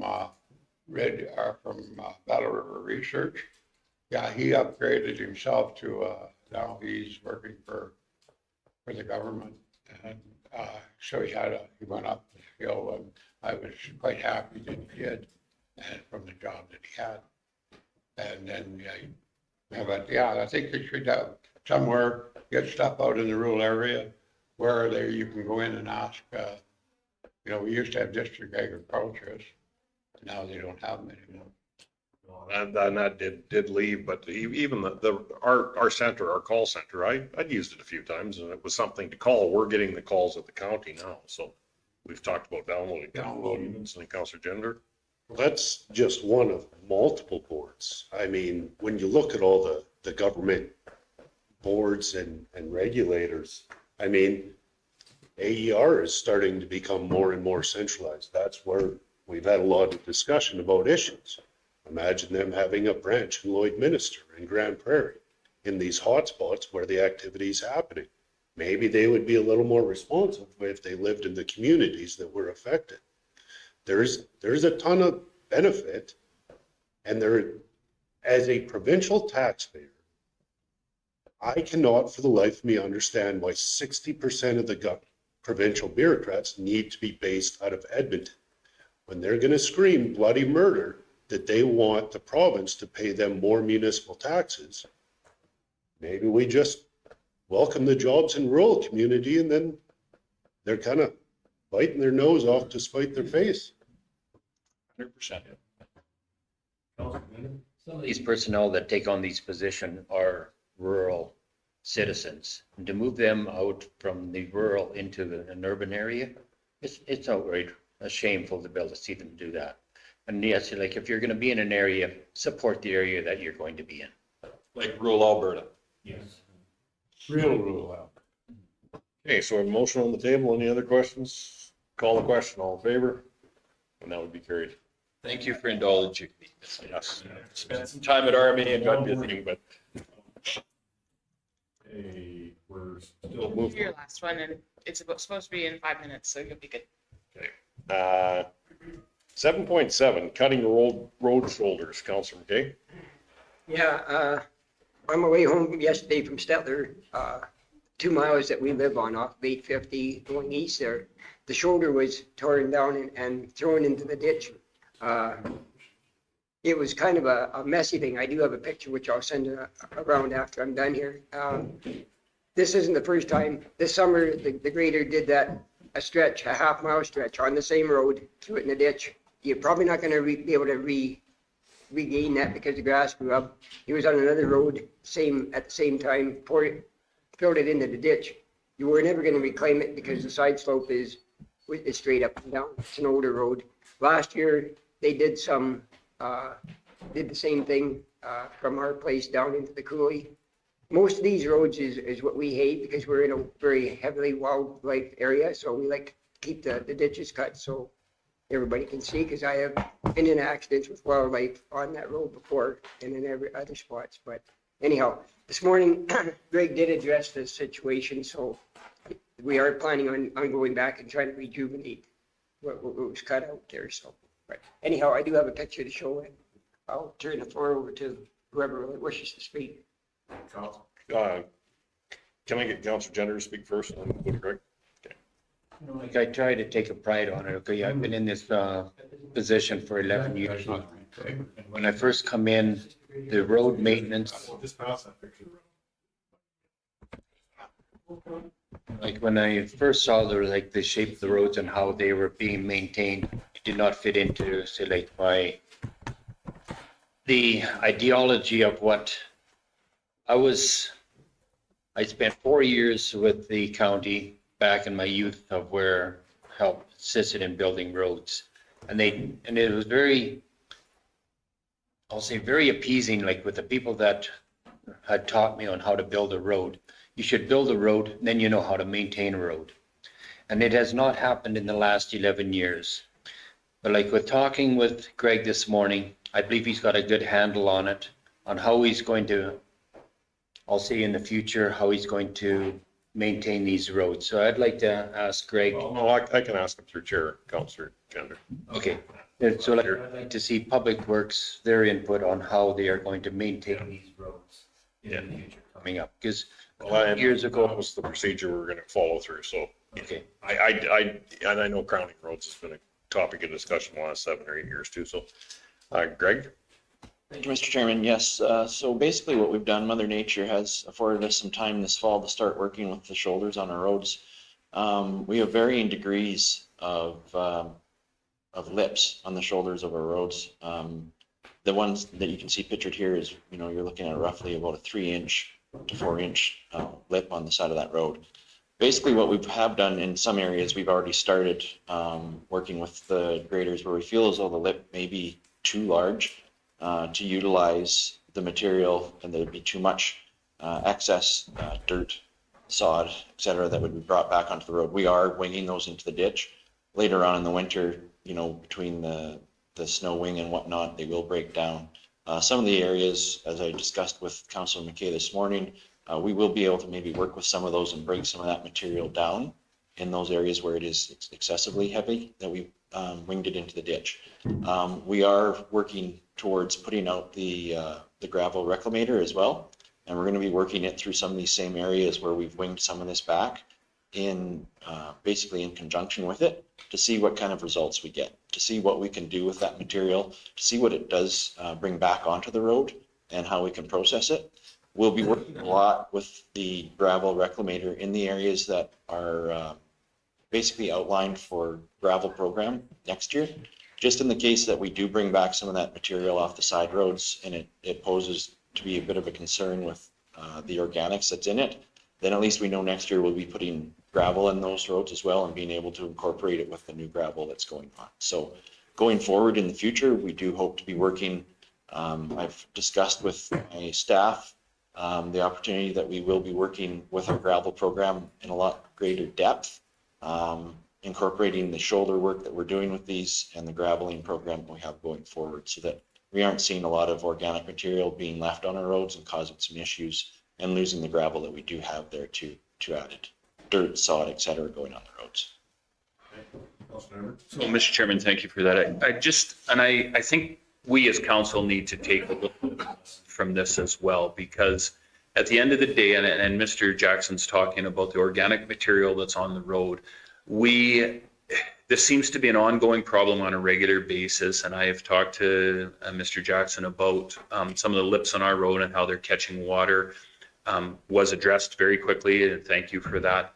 But I think it's imperative that we as council understand that when they pull a lip and they pull it on and there's a little bit of grass on the road and one of our ratepayers phones us and says, oh my, there's some grass on the road, this is the worst thing in the world. No, it's not.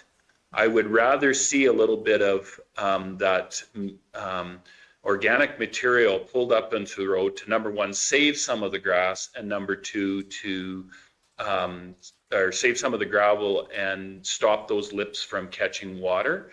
That's part of proper road maintenance, and we kind of got away from that. I will defend our public works staff and their projects if I know what's going on, so that communication back and forth, 100%. But at the same time, when we get this, we as council shouldn't just put our heads in the gravel and hide from it. What we should do is stand up. This is the plan. This is what we're going forward with. So again, as council, be prepared that sometimes our guys do know what they're doing, and it should be, instead of throwing them under the grader, maybe we should stand up for them and say, yes, we're working to that end. Most times, yes. Yes. If I may, Mr. Chairman, yeah, absolutely. Some of the communication we can have is a lot better if we can get it out to you guys that we're working in these areas and what we're doing. Because we fully understand you're going to hear from ratepayers both ways. You're going to hear from ratepayers if we pull it onto the road, or you're going to hear from ratepayers if we feel as though there's too much material there and we're putting it into the ditches and haven't yet processed it any further, so it looks as though it does in the bottom right of the corner of the screen. So yeah, absolutely, we will be moving forward, and we are working towards the better management and maintenance of the roads with the passes on our grader beats, so that it does eliminate some of that excess lip that would be left there if you're only doing a 3-pass run on a road instead of a 4-pass run. So going forward, it's a work in progress, and we are working towards bettering that road surface and allowing it for less of a shoulder shaping being required in the future. Yeah, I can see both ways working well. In my area, there was some extensive lips and the water wasn't draining. That extensive material was moved to the ditch, and it sort of cut to the chase. It got the project done what way you wanted it immediately. The road's drained now, and I think it was a perfect fit. I mean, now there are no lips holding water, so I think either way works, and each road might be justify its own way of doing it. So I don't think we have to go with just one way, just what in the judgment of Public Works would work best for that individual road. But I know I'm very pleased with some of the work in my area, how it's cleared up that drainage issues. Councillor Stevens? Similar to Councillor Stuhlberg's line of thinking, I mean, it's very road specific. It's tough to tell with these pictures, and each road's a little bit different. If we've taken enough material off where it's creating almost a secondary ditch because you have that windrow, well, that's going to create its own issues. If we take off so much where we're starting to lose some of our ditch depth, well, we're moving backwards again. So it's very much road specific, and I don't want to get into dictating how we need to do this. Yeah, that road juvenator works very, very well. Works the best in the spring before the grass starts growing, if it's been graded properly. And if there's a little ridge there, it gets rid of that ridge, kicks a little bit of that dead grass out on there. You know what happens to it? It all blows off the road, and you can reclaim a lot of gravel from the side of the road. And you shape it so that the water runs off. I know that there's been stuff done in the wintertime in a lot of different municipalities too, which breaks it up. Yeah, you can do it then. We do seem to have a plan in place. I don't know if we need a motion. We receive for information so that we don't deal with it. How much agenda do you receive for information? Yes. There's also one that, okay, we are not to direct any of our staff other than our CAO. This is up to the department to find the proper way, the best way to maintain our roads. Yes, I'll receive your information, please. Call the question, all in favor? Opposed? Are you in favor, Councilor? Okay, I apologize to our chambers. We were filling in time, and we really filled the portion in there with that topic. Get to see government at its best. 6.2, photo calendar contest winners. It's 11:40, but it's closer to 11:54. It says 10-1. Oh, that one. Way to try and scare me, council. Thank you for that. It's that time of year again. It's the favorite of communications. It's time to kind of unveil and thank residents for entering into our annual photo contest. So this year, we are getting ready to celebrate 70 years with the County of Stettler in 2025. And our calendar's theme was very much, here's to things you enjoy doing in the County of Stettler. So we have some of our photo contest winners today. Unfortunately, not all of them were able to join us, but there were 55 total applications this year and 245 photos entered into the contest. So congratulations to our winners. And I would like to have a special thank you to our judges. This year, Points West Living judged our photos for us. So they selected all of our winners. So I would like to present to you our grand prize winner for the 2025 photo calendar. It is the month of September, and it is Delane Stewart.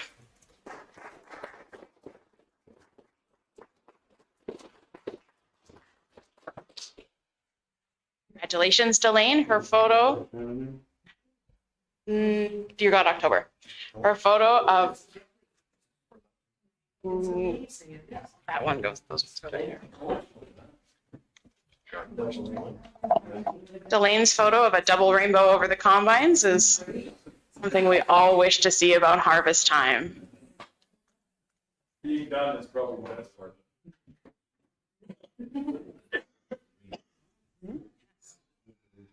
Our next winner has 2 photos in the photo contest this year. They have Jane Scottipold, who has a photo of a bunch of horses together called The headline was good. that headline was arguably our favorite, and a photo for the month of February, Andrew, if you'd pull that one up. That it is family farming. That's a nice fence. And a beautiful barbed wire fence.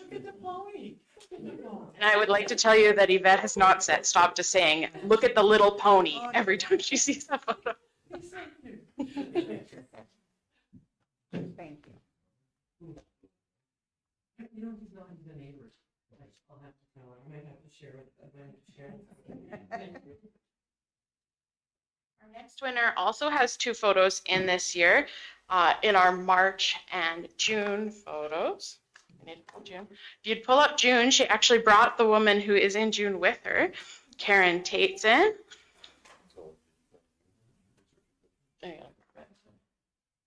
Karen has brought her neighbor Eleanor Schultz, who is our calendar girl this year.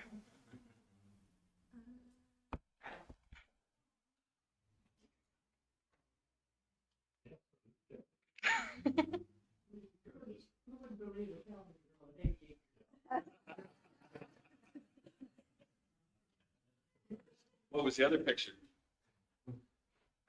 Oh, there you go. A kiss for Hudson. Young and old, awesome.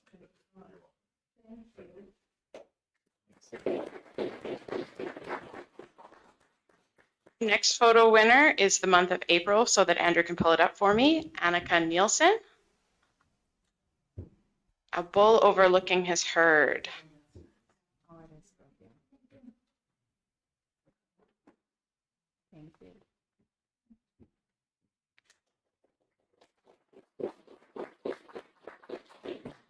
Our next winner is a unique photo, one I've never seen before. Alexis Savoy. The month of October for a murder of ravens. It's a murder, Bob. It's a murder.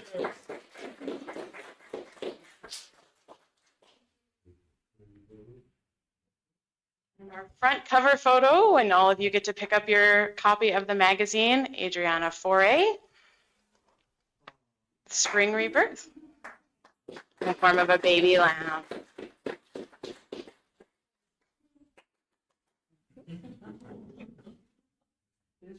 library too.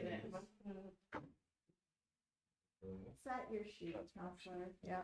And an almost annual contributor to our photo contest and for on the Mackenzie crossing, Tana Nixon for the month of July.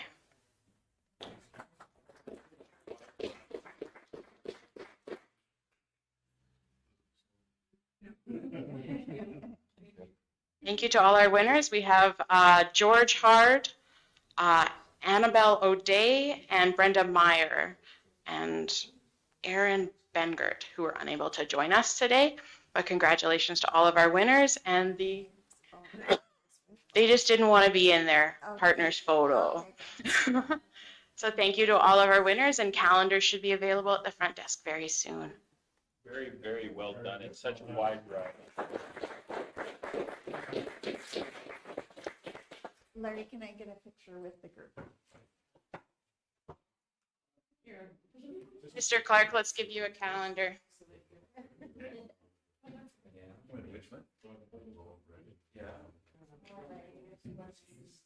Semi-organize ourselves in there. I have sideways that.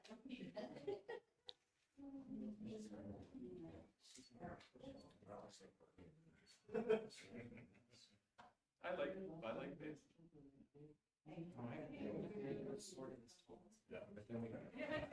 I know that. And while Ariv is off to the side, we'd like to invite all our photo contest winners and their guests to join us for lunch in celebration of their. I'll give you a motion to recess. All in favor? Carried.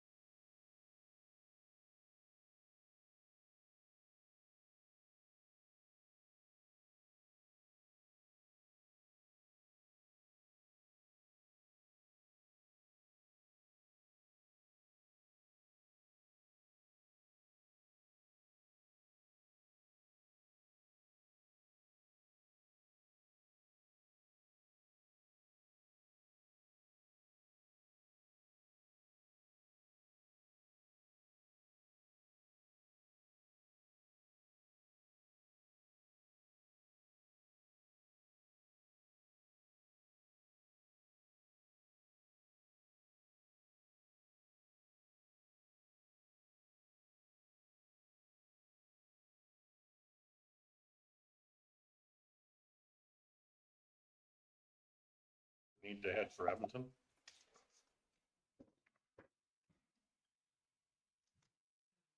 Okay, so we did cover council's request for information. We're on to, no, we are on to Hearing. public hearing. That's shame on me for being tardy on time. Bylaw 1729-24 land use bylaw amendment, 1 p.m.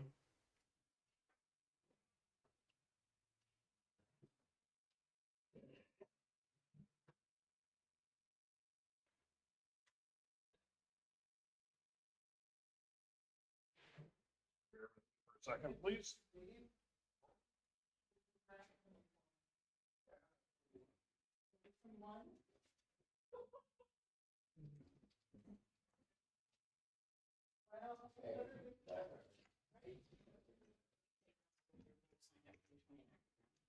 Good afternoon. I will now declare the public hearing open at 1:07 p.m.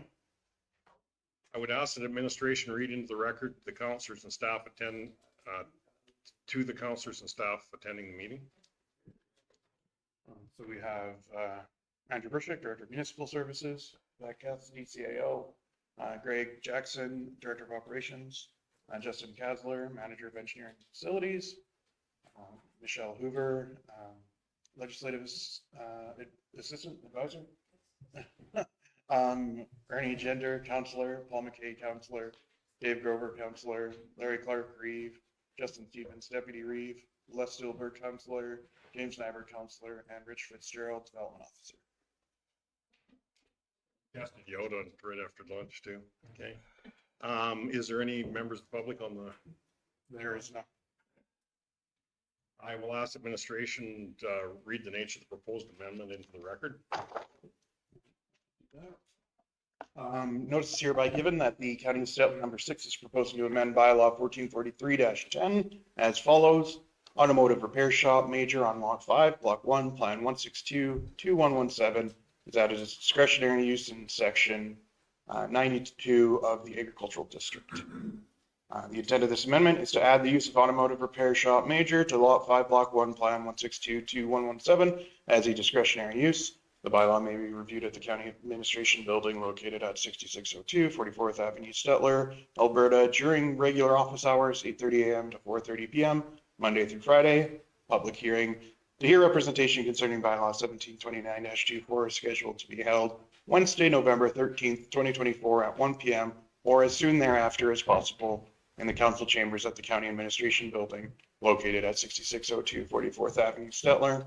Any person wishing to comment on the proposed bylaw may do so in writing to the Director of Planning and Development, County of Stettler number 6, box 1270, Stettler, Alberta, or by email to cto@stetlercounty.ca by November 8th, 2024, or may make presentation at the public hearing. Following the public hearing, council may proceed with second and third reading to approve the bylaw. Okay, thank you, Andrew. The rules of conduct that will be followed during the public hearing. Written submissions shall be tabled first and read into the record. Anyone wishing to support or oppose the amendment will be given the opportunity to speak for up to 5 minutes. Councillors may ask questions to speakers after each presentation for clarification purposes or direct questions to other presenters. There will be no debating between participants and presenters allowed, and any questions from the floor shall be addressed to the chair. Do we have any written submissions either in support or opposition? We do not read. Okay. Thank you. Is there any verbal presentations? Not from anybody in our chambers. And is there anything that you wish to present on this, or? Read the second and third reading in. This would just be for clarification to the public hearing, and as we heard, no submissions, no clarifications from necessary. Clarification? Is there any questions from council?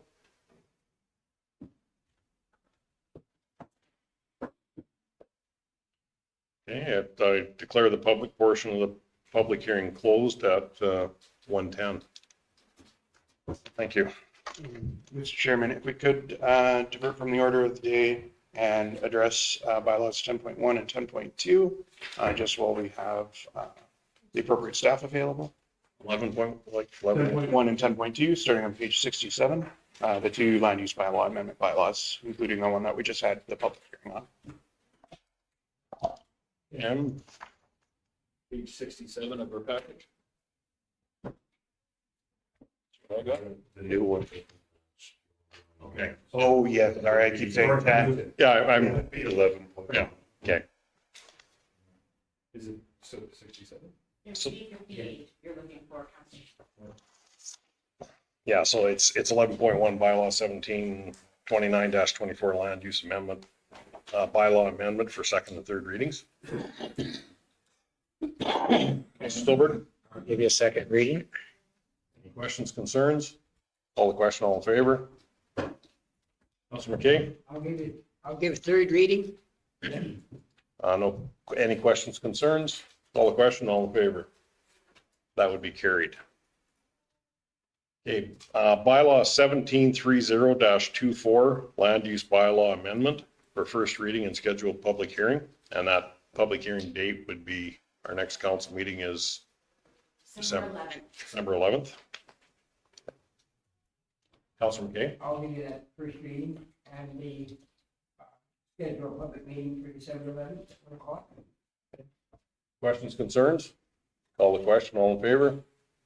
That would be carried. Yeah, just continue on, Andrew. Yeah, we can flip back to new business now. Do you have anything else? Oh. They just did that. Yeah. So we've got 1731 and 1732. Yeah, those we can look at later. Okay, thank you. Yeah. New business, 8.1, request for decision, Parkland Regional Library System Budget 2025, page 25 of our package. Thank you. Thank you, Mr. Chairman. So this is, we do this annually every year. Parkland Community, or Parkland Regional Library System needs to hear back from their members. I think tomorrow is the date, November the 14th. So we're cutting it pretty close. The proposed per capita does look a little excessive, as I put it, going up to 981. Okay, sorry. 981, but that was because of change in population. They went from using the Treasury Board population estimates to municipal affairs population lists. Municipal affairs list is the one we use, especially when we're going after grants. So it makes more sense to me that they finally went to this one. The overall increase from 24 to 25 is $2,550.60. So we're asking you to either approve their budget as presented or deny their budget. Councilor Stilberg? I'd like to make a motion that we approve the budget, and I'd also like to add that, as Yvette has mentioned, the Library Act is an arm of municipal affairs, and municipal affairs is the ones that directed that the requisitions be made on Treasury Board estimates, which were super high.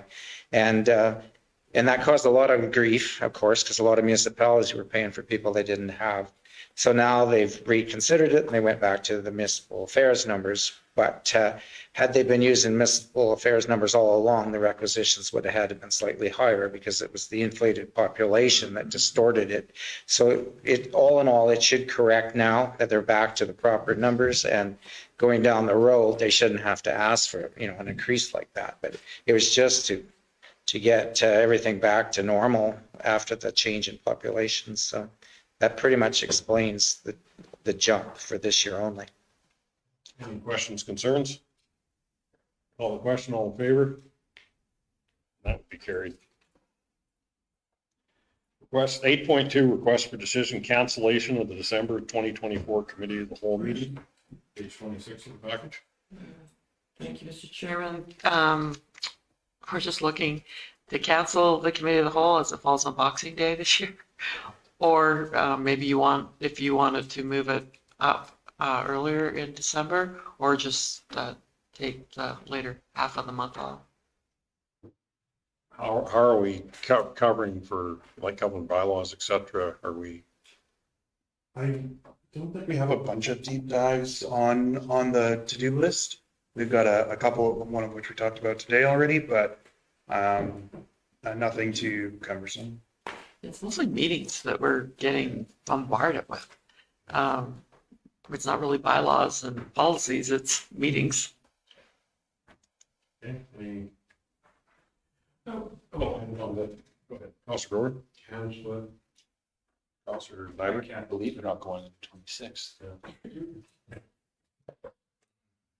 Okay, Councilor Gender? I'm just kind of wondering like how we're going to be possibly loaded on, say like the council meeting. December should free up a little bit because we got the photo contest out of the way, and it was usually one of our big items on our December agenda. So we did it a month early this year. And then it's just the cleanup stuff that we do annually, and you guys are pretty familiar with. And currently, I won't bring anything. We're not asking, we're not going to ask for any additions to the agenda. We always have a number of things on December, so it does look pretty intimidating, but it's a lot of quick items that you guys are fairly used to doing. It's just all stuff that has to happen before year end. Like between now and then we'll have a cow and then a council meeting. Don't have a cow. Cheap. We have a motion on the table from Councilor Grover. Call the question, all in favor? That will be carried. 8.3, request for decision, Town of Stettler subdivision referral, page 27 of the package. And if we can hold off on this one until Craig is in here for just before the in-camera session, that'll just utilize our staff time the best.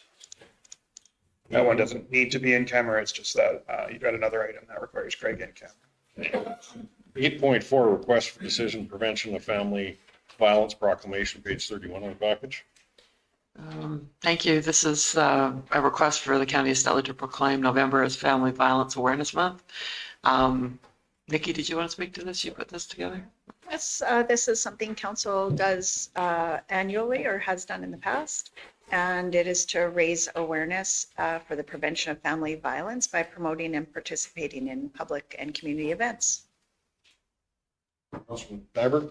I would make the motion that we definitely proclaim this and bring awareness to it. Any questions, concerns? Councilor Gender? I'm just quite surprised that Alberta is the third highest. I'm reporting.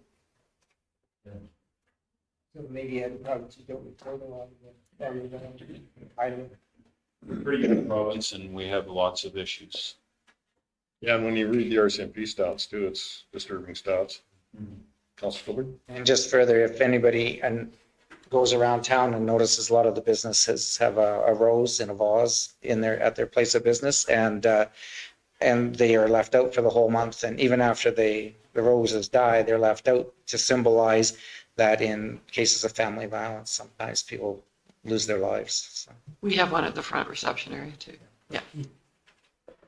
It's in this province, to me, that's a very sad discussion that we're having, but it happens every year and the stats aren't changing in the right direction as quick as they should be. Yeah. So that's the part that caught me off guard of a province of wealth. So does substance abuse go with that, unfortunately? Yes. Got a motion on the table from Councilor Nyberg. Call the question, all in favor? That would be carried. 8.5, request for decision, Alberta Small Community Opportunities Program grant, page 33 of the package. We might have to tag team on this, Mr. Chairman, sorry. So this is an opportunity that Christy found for us. And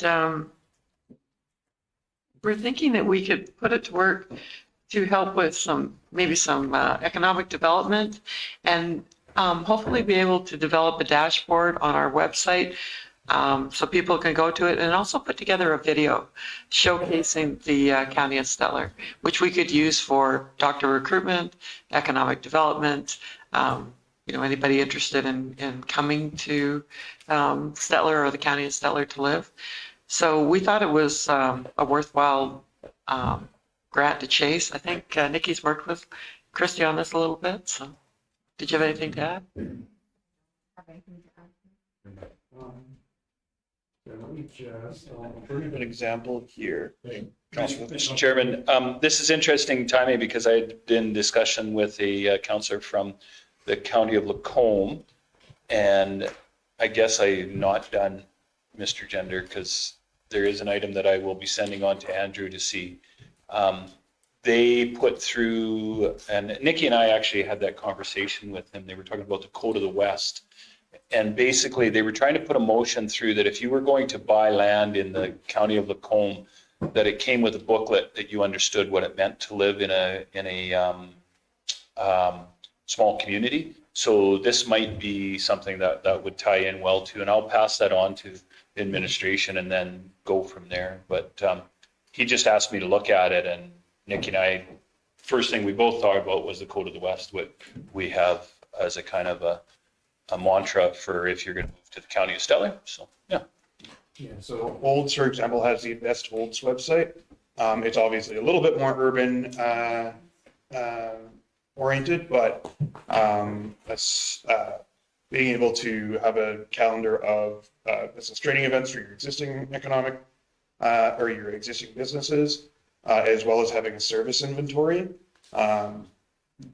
particularly geared towards infrastructure is sort of where we'd like to be, so that in one fell swoop, if you've got any business looking to say, hey, what can the county of Stettler do for me? What can I get out of the county of Stettler? That it's a simple link on a website, and you've got all the information available to you. Councilor Stuber? No, I think it's an excellent idea, and I've seen other counties, I think Flagstaff comes to mind, got an excellent promotional video, so I think I'd like to make the motion to go for the grant, option one. Any questions, concerns? Councilor Gender? If we show that the project maximum of 100, then divide it into 90, then 10 towards another project, are we going for 90 or 100? So 90 would be what they would give us, and 10 is what our contribution would be. So it's a $100,000 project, 90-10 funding. Okay. Thank you. Any questions? Call the question. All in favor? Be carried. And then secondly, there is a federally funded group called Community Futures in the East Parkland Division that we think with their cooperation, it might bolster our chances of being successful at this grant. So we'd be looking to approve seeking collaboration with them. They are almost exclusively funded federally. It wouldn't come with a funding obligation from us. Likely what it would result in is being able to, through or refer some people to them for help with business development, because that is largely what they do, driven through their mandate from the feds. Councilor Stuber? You want to make a recommendation for 3 also? Okay, I will. Okay, any questions, concerns? Call the question. All in favor? And that would be carried. 8.6, request for decision, Public Works heating repair. So thank you, Mr. Chairman. I'll let Greg or Justin speak to this one. This is a little glycol leak we've had in the shop. Hey,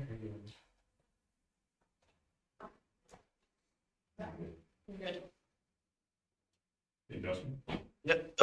Thanks, Mr. Chair. Yeah, so today Public Works is just requesting approval of the project award to Civic as presented there for about $55,000. So the main issue at hand is kind of explained in some of the background information there. We're having an issue with the in-floor heating at the Public Workshop. So that's been going on since about 2022. So the main in-floor heating system is currently not working. It has been isolated, and we've been looking at options to fix that. So we did go out for a request for quote, and the bids are presented there. So just looking for approval today from council on that. Councilor McKay? There is such a big fluctuation in the numbers there from Civic, even to Gold Bar. There hasn't been something missed, has there? No, there hasn't. And sorry, through to Mr. Chair, Mr. Clark. I have confirmed they have done a walkthrough. Civic, all contractors have done a walkthrough of the facility. Civic does our regular maintenance out there on the system. So they're very familiar with the building and the system. They're very confident in the price. And they kind of have looked at it as a way to be committed to us to, maintain a good relationship with us. The building is relatively still new. So they are looking to, come in at a little bit lower price to maintain that relationship, while still, providing a good level of service for us. So. Thank you. And it falls within what we had in mind for budget. I'll make a motion that we, for option 1, to award the contract to Civic Mechanical for $55,000 plus GST. Any questions, concerns? Call the question, all in favor? Everybody was hand up down on that end? Carried. 8.7, request for decision, Chief Administrative Officer annual evaluation, page 53 of our package. Thank you, Mr. Chair. So this is just to confirm that the evaluation has been done as per the MGA. Councillor Stevens? I'll move that we confirm that the evaluation is complete and approved. For 2023, 2024. Right. Okay, any questions, concerns? Call the question, all in favor? That would be carried. 8.8, request for decision, tax penalty forgiveness, page 54 of the package. Thank you, Mr. Chairman. I think Sharon, anybody get a hold of her? Give me like 30 seconds. Okay. We will move to 8.9 then. She's got that one too. The tax penalty forgiveness is pretty straightforward. 8.8. And she can answer the question. Right. So of course our cutoff is October 31st, and coming to work on November the 1st, we had a few stragglers come in the door, hoping that they could pay their taxes without getting a penalty. But October 31st is the deadline. So this ratepayer came in, asked if she could be forgiven the penalty, and staff's only answer can be no. This has to come through council if you want to forgive any of it or a portion of it or all of it. One of the things to keep in mind legislatively is why we have a 10% all at once on current taxes and then one other shot where it's another 8%. It's because the MGA only allows us to levy penalties once per year on current and once per year on arrears. So we actually, a lot of people say, well, wouldn't it make more sense to have, a monthly 1% or 2%? We are not able to do that with taxes. Here comes Sharon. So, Mr. Chairman, this one, of course, is in my area, and the ratepayer phoned me and asked me if I would bring this forward. And in fact, they talked to me that day of, and I sent it on to Miss Cassidy, and the pains that this one takes for me, because I'm pretty much that guy that draws a line in the sand on this one. There are 3 tax rolls that are here in front of us, and if I'm not mistaken, one of the tax rolls would be for their business and 2 would be private residents. Am I correct in that from administration? I think so, sure. Yeah. Okay, so I do have an issue with the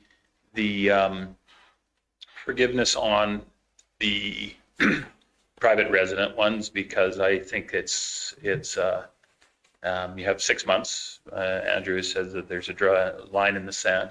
But on the business one, we on a regular basis are trying to encourage business, and we're trying to have businesses successful in our area.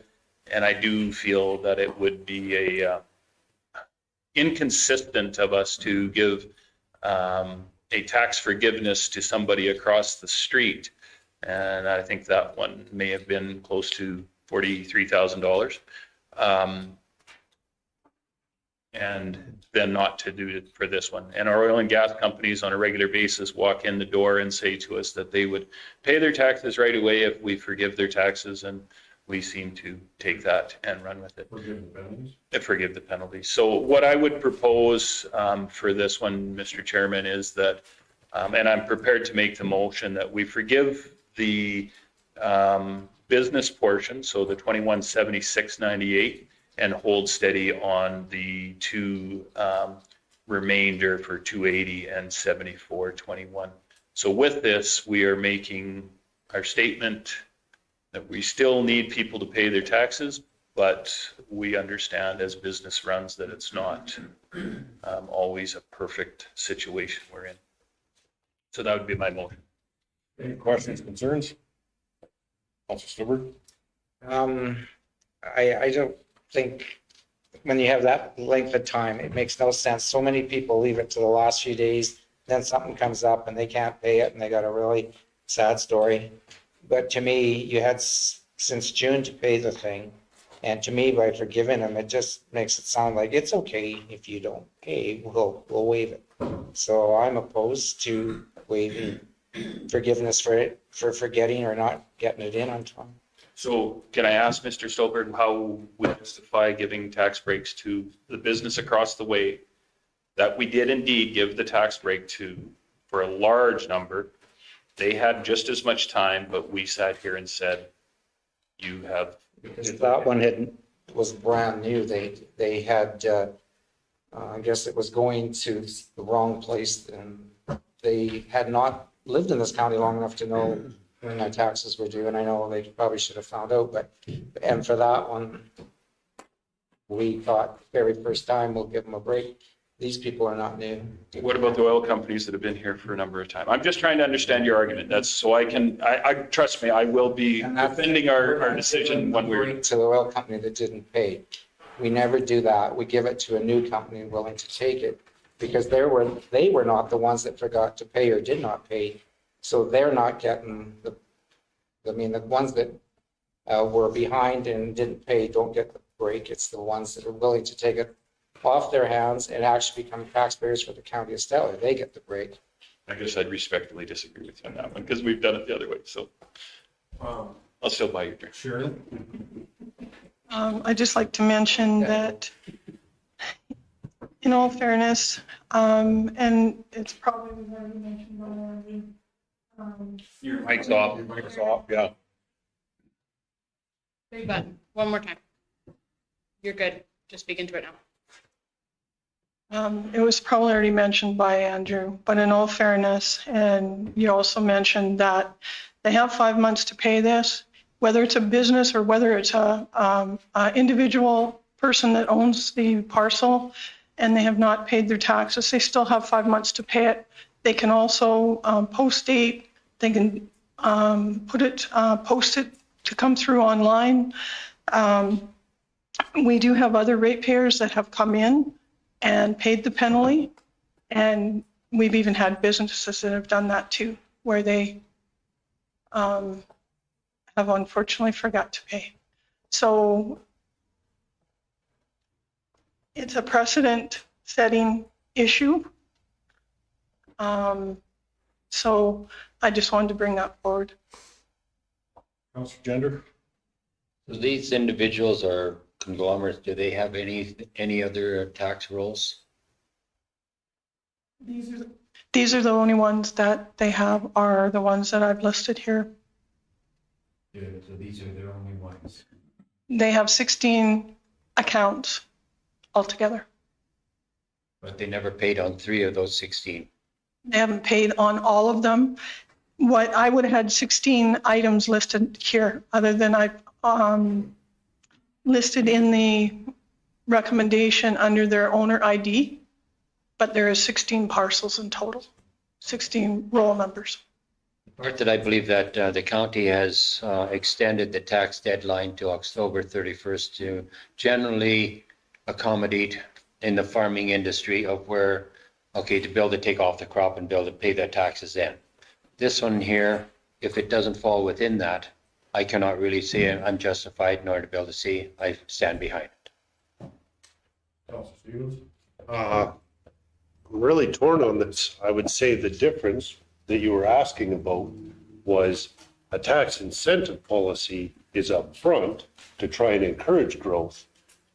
Tax forgiveness doesn't really encourage growth. That business is here. They're well aware of the rules. They've made the investment, chose to set up in our community. So I don't think the logic is quite apples to apples on that one. The reason why I'm torn is the point of a penalty is to make sure that everyone pays on time. I think paying 12 hours late hasn't really cost the county much in carrying costs for that, but it becomes a fair and equitable question.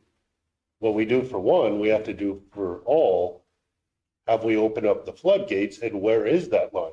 Because if it isn't the deadline and it isn't the day after, well, is it 2 weeks? Is it as long as you get it to us within a month?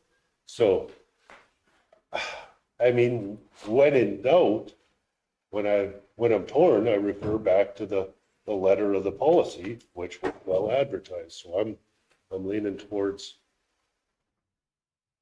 the policy as stated.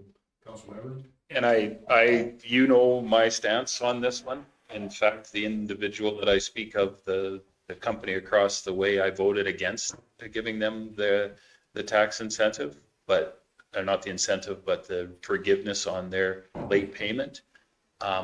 It is, and I agree with you, Mr. Stevens, this is not something that is costing us money. This is something that is a policy, a line in the sand that we've made. And I do, if you think you're torn, you have absolutely no idea how this is one of those ones that you hate to deal with. And I'm just trying to, by going with the two that are paid, the two smaller ones that are paid, that's the penalty to encourage them to pay on time next time. And the forgiveness is because of the fact that as a business, I'm not sure, they pay an exorbitant amount of tax in my opinion. And their location is very advantageous for our maintenance. And so, yes, I think that they have not requested as a business a lot of services from the county of Stettler. But that being said, I totally understand where you go from this.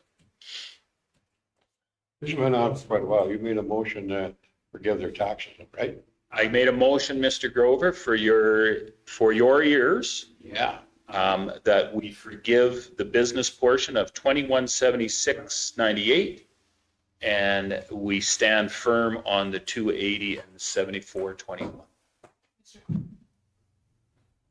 I just want to bring to your attention the amount that you are looking at canceling under that owner ID also has several other roll numbers included in it. It is not just the industrial portion or the commercial portion.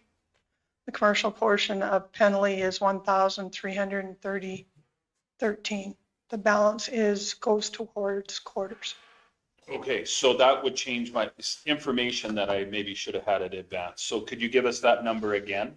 The amount to his company?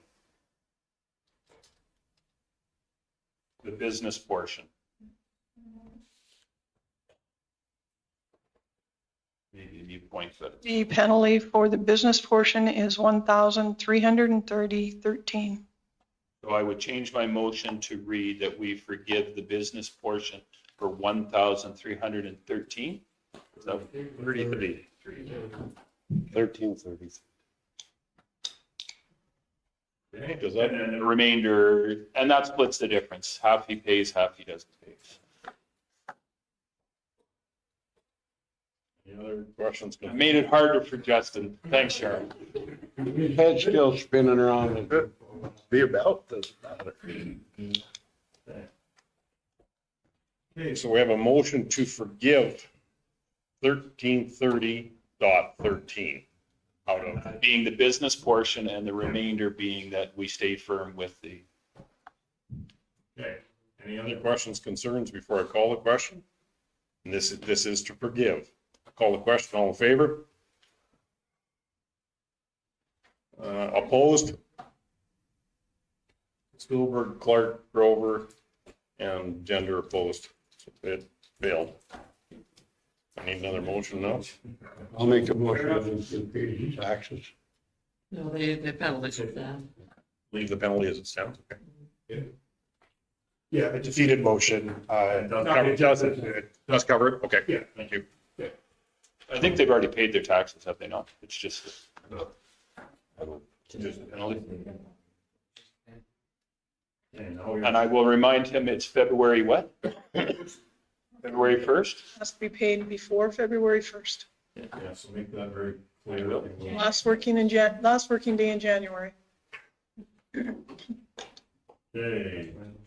8.9, request for decision, Reed Botha, lot purchase offer, page 56 of the package. I believe that's for Sharon. Yeah, Sharon, could you speak to this?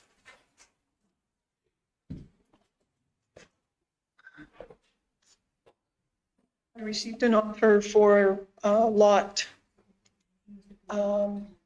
6, block 3 on plan 0821859. And in the recommendation that the County of Stettler Number 6 Council direct administration to advertise a notice of the following proposed motion to be considered at the February 2025 regular council meeting in accordance to section 70 and 606 of the Municipal Government Act. That the County of Stettler accept an offer for sale, plan 0821859, block 3, lot 6, Lot 16? Lot 6, sorry. Lot 6, okay. For $13,000, which includes a GST, subject to the following conditions. The purchaser shall agree that the property is sold on an as-is, whereas basis, understanding that the County of Stettler makes no representation or gives no warranty whatsoever as to the adequacy of service, soil conditions, land use, districting, development conditions, absence or presence of environmental contamination, services or development ability of the subject land for any intent use by the purchaser. Or the other recommendations is that the County of Stettler make a counter offer to the purchaser, or the County of Stettler directs administration to notify the purchaser that the offer is declined. As an overview, with lots in Botha, we have one pending right now that will be finalized in December after the 60-day petition period is complete. As long as we have not received anything in, we'll come back to the December council meeting, and that is for lot 16. In 2023, there was a lot sold for $12,000, which was under the market value. 2 lots in 2020 for $10,000, which were under the market value.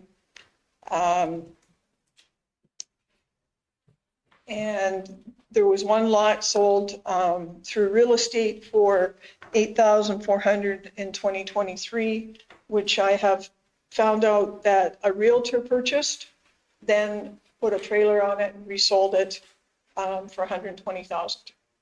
So council under legislation can direct us to advertise for 2 weeks, and then under section 606, it would be put under for 60 days for a petition to come in from the public if they feel that have any concerns in regards to it being sold under market value. Councilor, Not to confuse, because we've talked about market value a million times on this one already. I would make the motion that we accept the offer. questions, concerns? brings us back to setting that price again. It's just. Well, market value, I think, is being determined here very straight. I don't know when market value changes in there, but I would think it's got to change pretty darn quick because we've sold a lot of properties for that.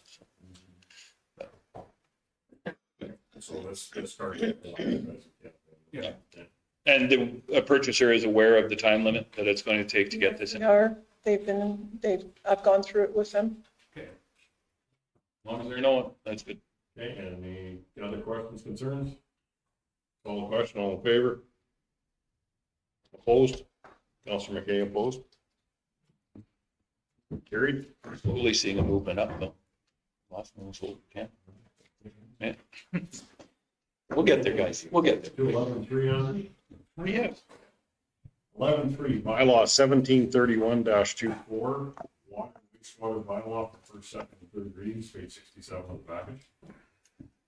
I can take this one, Mr. Chair. So we do have two substantial changes proposed in the water and wastewater bylaw. The first is to revise the recently increased wastewater rate at the lake service areas from the 35.52 that we set it to a couple months ago back down to $25 per cubic meter. That is still up from the original $14.25 per cubic meter that it was. And this was direction that council directed that this draft be brought forward, coming out of Committee of the Whole. And then additionally, Committee of the Whole considered changing the rural water hookup fee from $15,000 to $20,000. Now, it is important to remember in this bylaw, and actually I'll flip down to it, that is where the person is already next to the rural water system. So that's this section. So they must be adjacent to the water system for this to be the 20,000 to be applicable.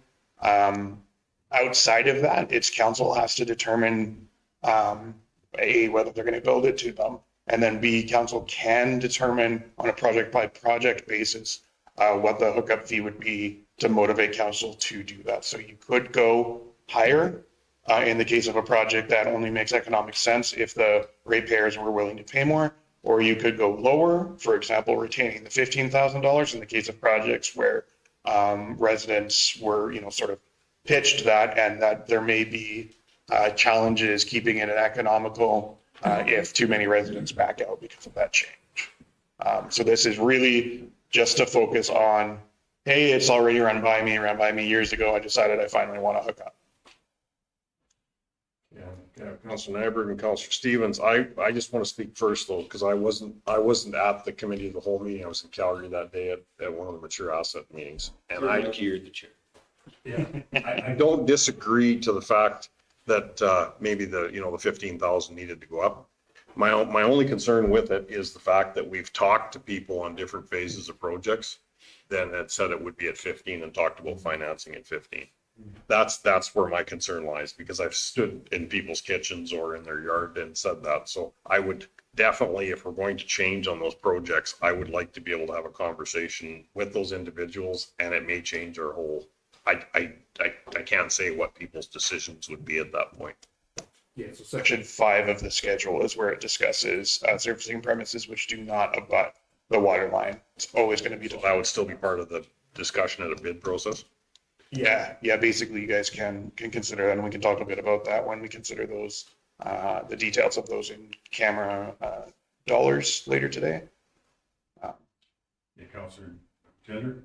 Councilor, so I just and then in the discussion and to help Larry out a little bit with this too, we discussed, was there an opportunity for someone to pay more on the idea that they would get a water line to their premise, and then as other people joined in, it would take and lower that price. So if it took for me to spend $75,000 to get a water line to my property, say, and then nobody signed on in between me, but later on they did, then as they came on, I would get a rebate back, or the property would get a rebate back.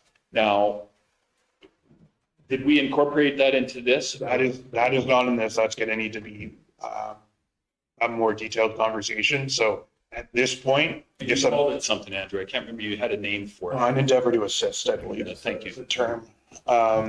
That's more agreement based than Yeah. bylaw based. Yeah, that would entirely be on an agreement by agreement basis. So if you were exercising 5, and for example, had a project where somebody said, okay, well, I'm a little too far off the line. What if I pay double for one hookup? Will that get it? This would be one of those types of situations where 5 could probably apply. And you just say, yes, you're still paying to hook up to my line. You don't have any ownership of that line. And if somebody gets to connect to that line later, you're not getting any money back. But if you did want something with an endeavor to assist, which I believe we had direction out of Cal to bring back this winter, then it's a more complicated agreement, but it's certainly possible. So if I could, Ms. Cassidy, and I think we still need a policy to state that we would have an agreement to endeavor to assist. Because right now, we don't have any policy that we would even entertain an endeavor to assist. Actually, in this case, because it's all of these would be the agreement as well as the discretionary service of premises under section 5, they all have to go back to council anyways. So you have the discretion either way. A policy would give you the advantage of effectively advertising that, hey, this is a possibility, especially prior to us doing it, where we can't say, well, we did this in the past, because that's just an easy way to do it. Good governance. Yeah. So we had, like, when we put the gas line, when we built this building, we put the gas line in. There was nobody out here. So we put the gas line in.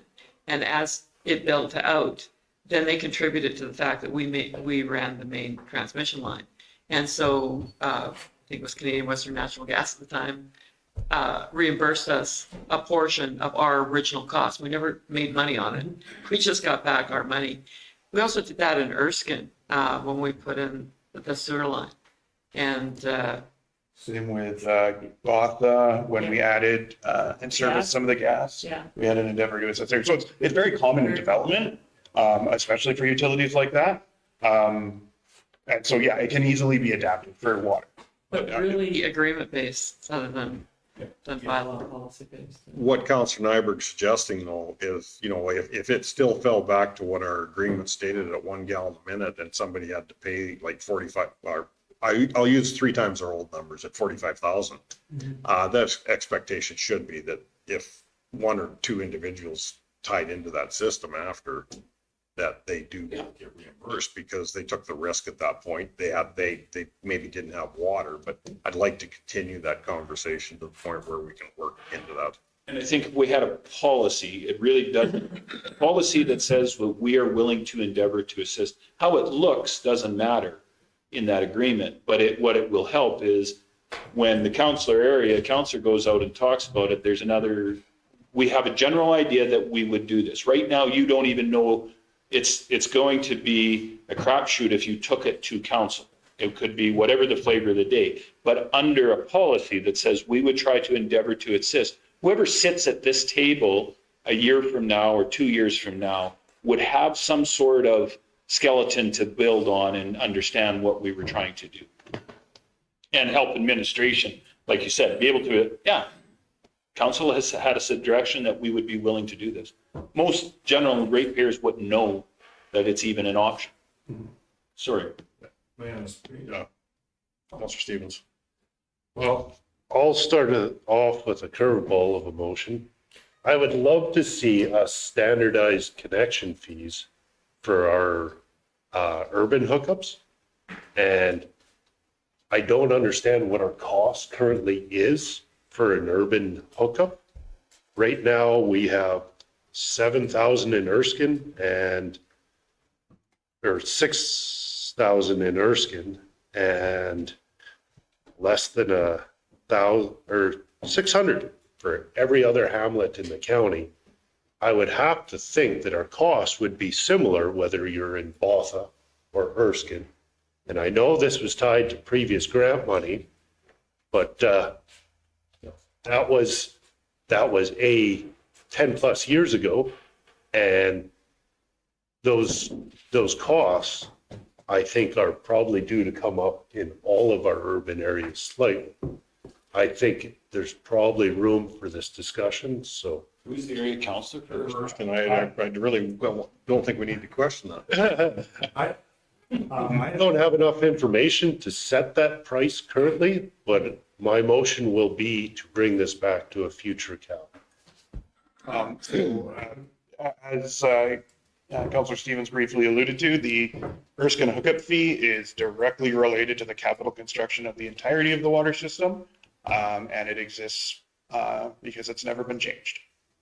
Quite simply it. If council wanted to align the different water servicing rates together and not attempt to achieve recovery of the past costs of the infrastructure, that would be simple and easy for us to bring forward. I'd like to know the numbers too. Erskine was a very reasonable number to start with, that people chose not to talk. No, 100%. But then I did sit at this table also and have, where there was costs for tying in sewer in another hamlet, and we didn't get close to recovering costs on that, so it varies at the table, I guess. Councillor Gender.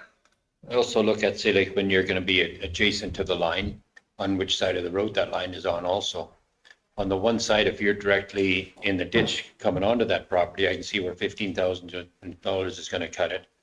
But if you're on the opposite side, you have to drill that across. I can see where that would be very much justified to add, say, like another $5,000 onto that, instead of us picking up the difference on it.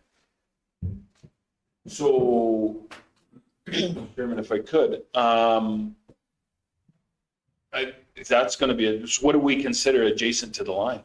We have always considered within our road allowance adjacent to the property. So it doesn't matter which side of the road it's on, as long as it's within that road allowance. We will drill under, or we will connect directly to, and there is certainly a cost difference in it. We found that it's minor enough that the ones that are cheap balance out the ones that are expensive. However, council could set a more nuanced direction on that as well. 28 years ago, our tie-in was $12,945 and not additional $1,000 deposit. So like that's, 15,000 is pretty cheap. Too close to that from 28 years ago. So I do agree, it needs to go up. And Andrew, the cost recovery, was that all in with ones that you did have to do road crossings, et cetera, on, or was it more for the meter vault? The numbers I gave at the committee of the whole, where we compared some of the more recent connections, those would probably mostly be ones that had to have some drilling involved in it. It always varies depending on exactly what the soil conditions are and how well things go. So I can't believe I'm saying this. Do you agree again? No, I am not actually. I'm disagreeing with you, but because I am very much a service fee cost recovery guy.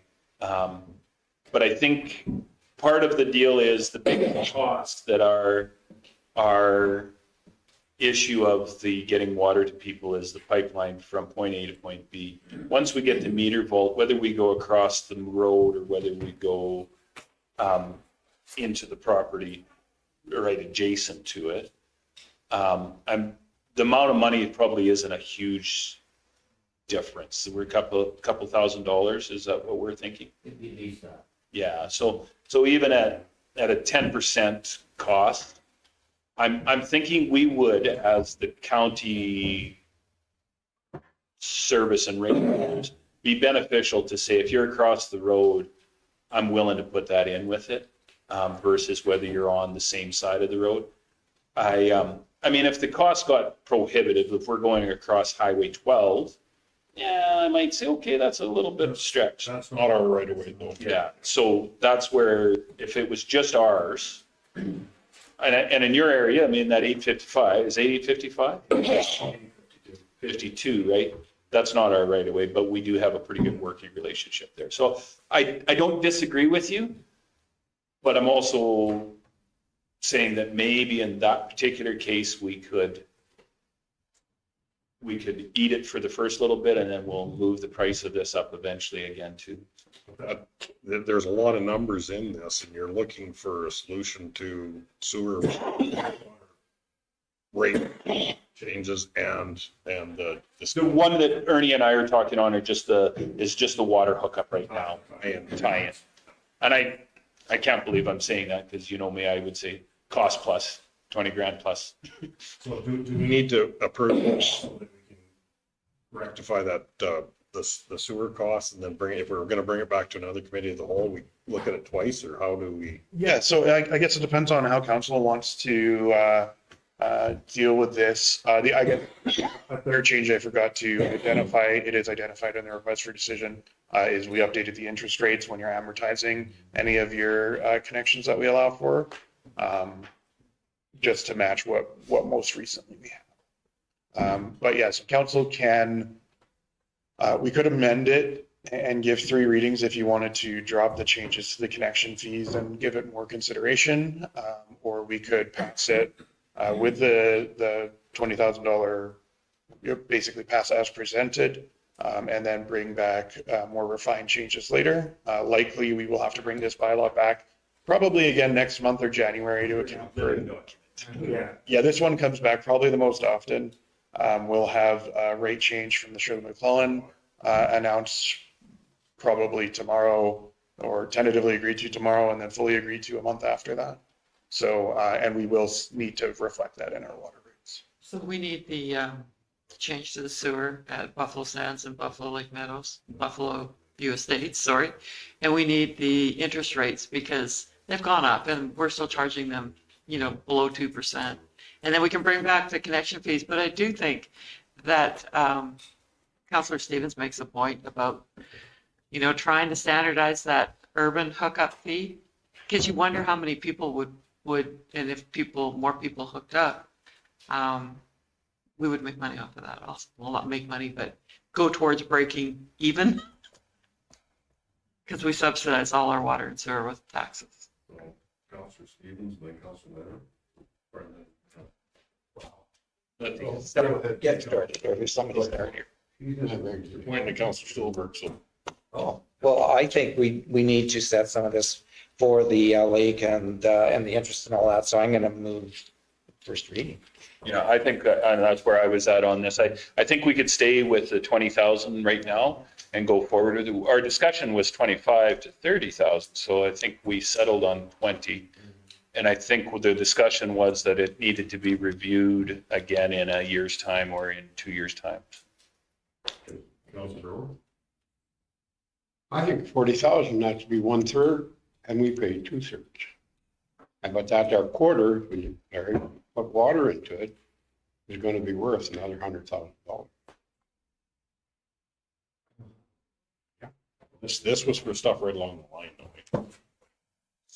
Oh, that's the lines over. Oh, I thought we were talking about this. Not yet, not. So it's just that second one in and that. I think it just gotta be there because the land goes easily $100,000 once you get the water.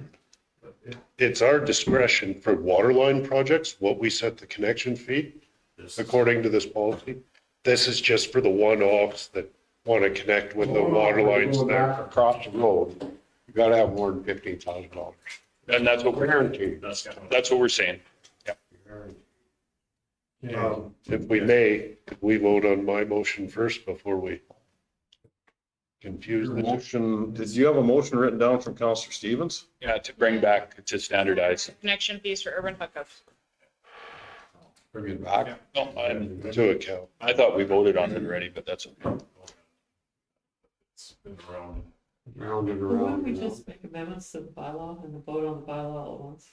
We wanted to get a standardized price because so if I could, Mr. Chairman, what Mr. Stevens is saying is that not only should Erskine be changed, but all our rural or all our urban setting hookups need to be looked at. And once we look at them, then we will set them from there. Is that what I understand?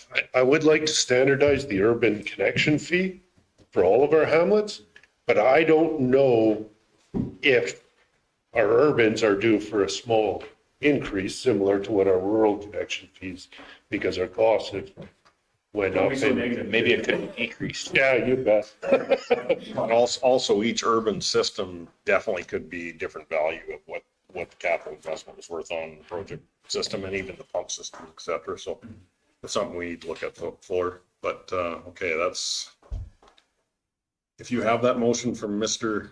Stevens, okay, Councillor Stevens, call the question, all in favor? That's carried. And then you. I'll make a motion that we go ahead, or no, I think Les made the motion to go ahead to first reading of this one, yeah. So we are gonna change the rural water hookup to 20. Yes, yeah, it stays what we have in front of us. Okay. Just want to be clear. Yeah. Even if you guys want to bounce it back to 15 next month, that's fine, but. Kind of late. Call the question, first question, or first reading, all in favor? I'll give you second reading, Mr. Chairman. Any questions, concerns? On the motion, all in favor? Go ahead. I'll move that we proceed to third reading. Councilor Stillberg, Call the question, all in favor? And then Mr. Stevens, you'll take us. I'll give you a third. call the question, all in favor? we can't give you food. You've had too easy this morning. Yeah, he says. You've been making this meeting easy. I'm gonna have to buy Larry a beer after. Yeah. Or two. Yeah. 11.4 bylaw 1732-24 amendments to procedural bylaw update committees for first, second, and third reading. And it's page 85 of the package, and it was discussed at the organizational meeting and voted on at the organizational meeting. And with those, it's to ease up on some per diems and ease up on some costs on council. And with that, you know, as I'd stated this morning, like the Health Foundation, there's been questions on that. But in that, any person can still volunteer as a member at large. But if you go to these, you're not representing the county. Basically, you're representing yourself. You're representing yourself. Resident. Or you're representing your people in your area, your community. Yeah, if you're on a per area basis, yes. Okay. Councilor Nyberg? Just to note that is them.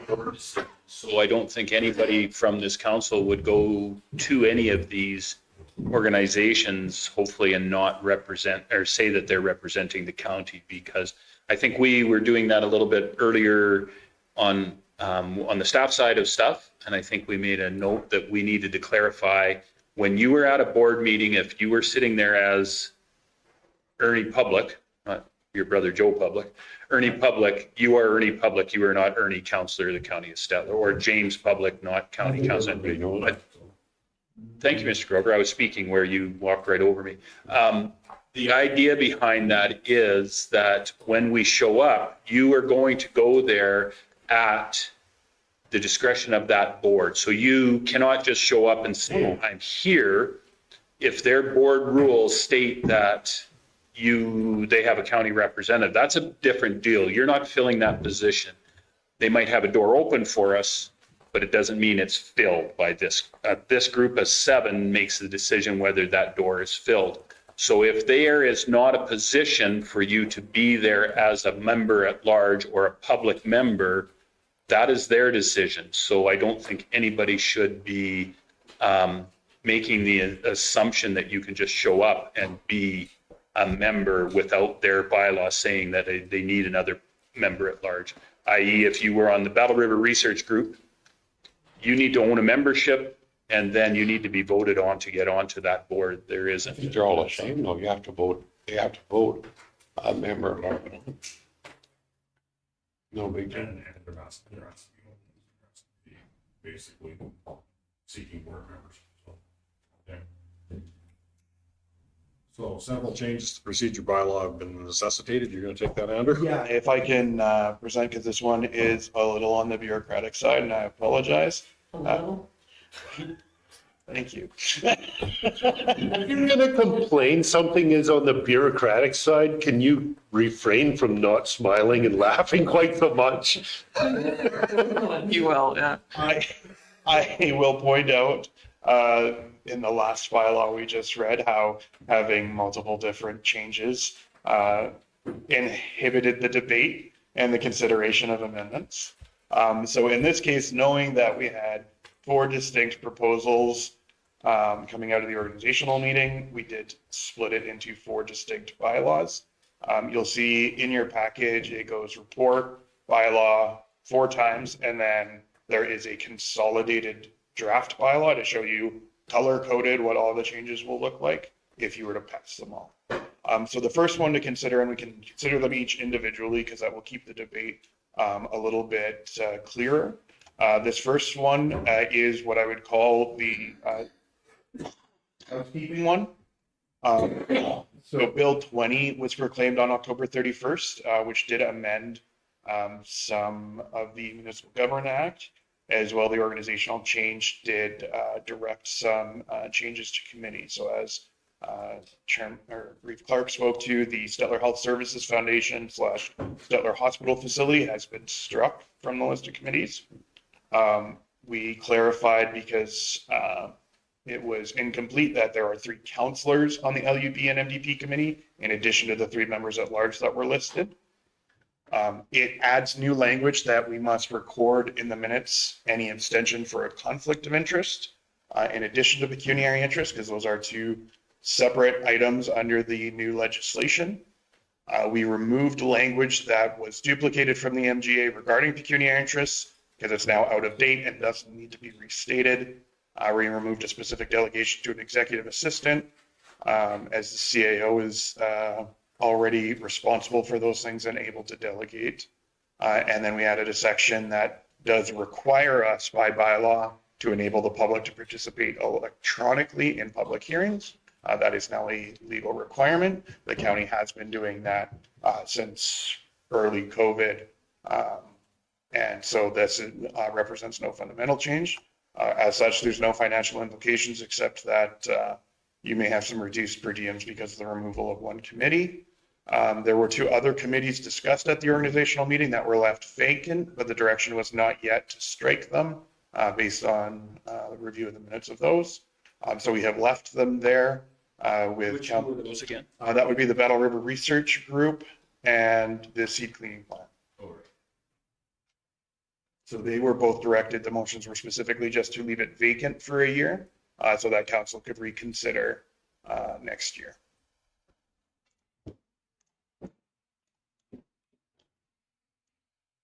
And that's it for that, for the housekeeping changes.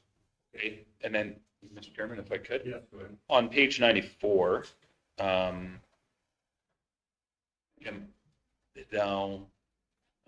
provide proposes to eliminate each councillor serve as deputy reeve, instead revert back to deputy being appointed annually. That's a separate one, yeah. That's your agenda 11 points. We've got 4 more bylaws. Same bylaw, okay, I'm with you. We're gonna amend it 4 times all at once. It's gonna look really bureaucratic. Fair enough.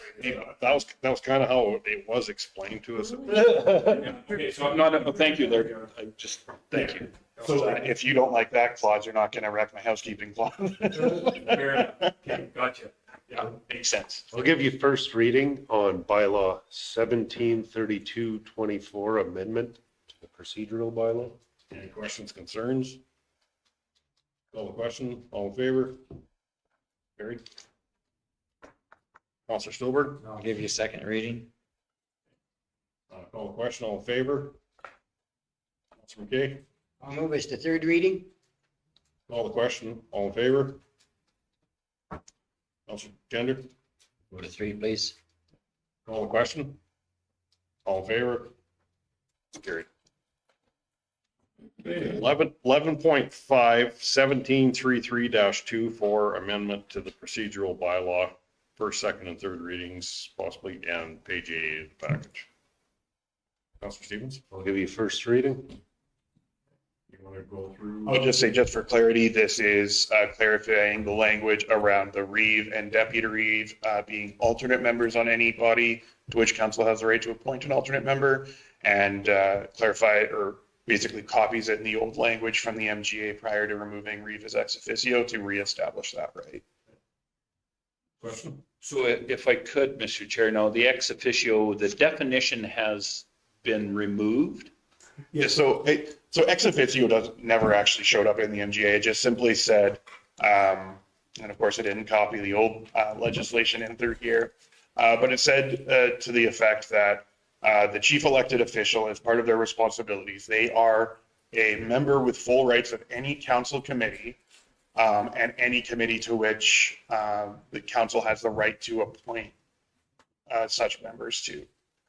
So that little phrasing ditty is why we are effectively reflecting that as an alternate on external committees, but a full voting member on any internal committee. So for example, we don't actually have that many full voting committees that are council committees in the truest sense.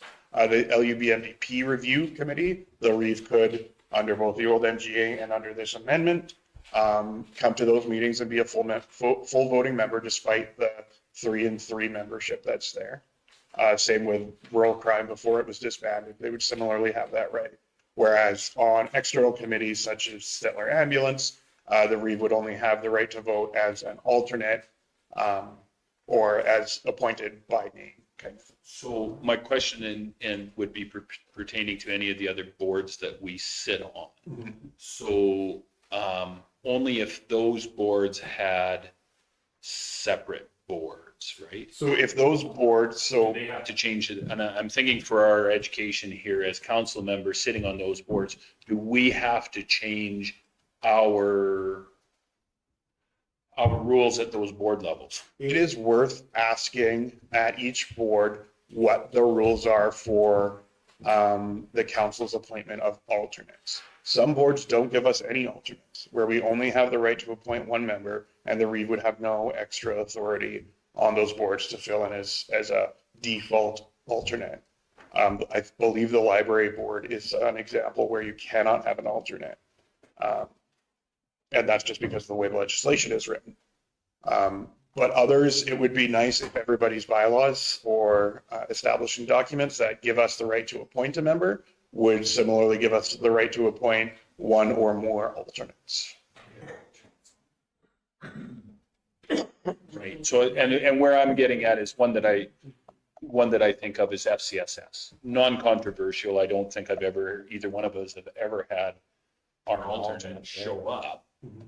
But how would let's say the alternate, and I think it's Ernie for FCSS, but if Ernie couldn't make it and I couldn't make it, could we send Larry? And that's going to depend on what FCSS has. Okay. If they say we could appoint one or more alternates, yes. This change would allow Larry to be there, that we've authorized him to be there, as long as they agree. It's basically what it comes down to. So it'd be the same on the housing authority where we have 2 representatives, we have an alternate, and I think again, it's Ernie or less, I can't remember, but the 3 of us couldn't make it, we could send Larry, right? If the housing authority says we can appoint one or more alternates. So the point there being that everyone that sits on a board should ask your board to review this policy. Well, I just said to Andrew, we should probably go in and look at Stettler Waste and Stettler Ambulance, amend those agreements, and then we could send them out for any board that needed to do an amendment. Could you send us an email and some description so that we could take this to our boards? Just go ahead and make that a motion on its own. Then it's I'll do that. I'll do that. Council action item. I don't have to write it down. I'll make that motion afterwards. We have first reading. Work well together. If you want to clean it up, you can vote on his first. And then, I've got it yet. I don't have one yet. I don't have it. Let's do this after. Yeah, first reading, call the question, all in favor? Councilor Kender, Second, please. call the question, all in favor? I'll give you to go to third. Call the question, all in favor? Councilor McKay, third reading, Third reading, please. call the question, all in favor? Mr. Chairman, I'd like to make a motion that we instruct administration to send to all of council instructions to check with their boards pertaining to the position of alternates and the ability of our Reeve to sit as an alternate without being appointed? Effectively, we'll just send instructions out. And do you want us to send that to counselors, or would you rather us just go straight to all of the committees? Send them to both if you would. I think that would send to both, because then it would be, because I'm just kind of trying to think of the ones that I'm on. Well, it's a term though that Everybody uses. the table, everybody uses a ex officio. It doesn't seem to matter which municipality you're talking But with. things have changed. We need to In clarify. camera has changed to, Well, and in camera has been closed session, yeah. many of these terms, Camera guy. many of these terms were never actually defined in the MGA. It's just the Latin equivalent of what you're affecting. Ex officio means by nature of your office, and that's an appropriate description of what that clause did. So we have a motion on the table. Any questions, concerns? Call the question, all in favor? That'd be carried. So 1734-24 amendment to procedural bylaw. This covers what, Andrew? So 1734 proposes a change that would allow council to remove any member, including a councillor, from a committee by a 2/3 majority. Currently, councillors can only be removed from a committee as part of a sanction under the Code of Conduct bylaw or with their consent. And this was requested by council at the org meeting. So, and Mr. Chairman, this one is, I don't necessarily think that when we had this discussion that everything has to be a nuclear weapon and remove a counselor by sanction. If it's something that I'm not performing on one of my boards and you guys feel that I'm not doing my due duty, I think it behooves you to ask me to step back, and I say no, well, I think then you should still be, without putting me into a sanctioned position, because maybe I'm doing a really good job on the other, 4 or 5 committees that I'm on. I just am failing at the one that I'm at. Then you have the right to remove me, and I think that was taken away in that last session. Also, do we just get the right to vote off the island? Absolutely. So with that, are you giving first reading? Yes, please. Any questions, concerns? Call the question, all in favor? Opposed? Councilor Grover's opposed. Councilor Stilberg? Second reading. Call the question, all in favor? Opposed? Councilor Grover's opposed. I'll move you to third reading. Call the question, all in favor? Opposed? So, Mr. Chairman, this will just be carried over to the next. This will be tabled to December. The December meeting? Yeah. Okay, 17.7, bylaw 1735-24, amend procedural bylaw for first, second, possibly third readings, page 94. So this is the last proposal, and this proposes to eliminate the schedule for each councillor to serve as deputy reeve and instead return to appointing the deputy reeve annually at each organizational meeting. We moved to the rotating deputy reeves on a schedule back in 2012, but prior to that, we utilized a system that's proposed here.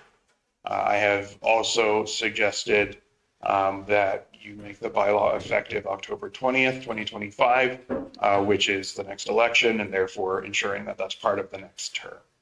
Not that it has a functional difference since the deputy reeve has been appointed for the next, 2 schedules already, but it just makes sure that everybody understands that that's when it would be effective. And that came as a request from council at the organizational meeting.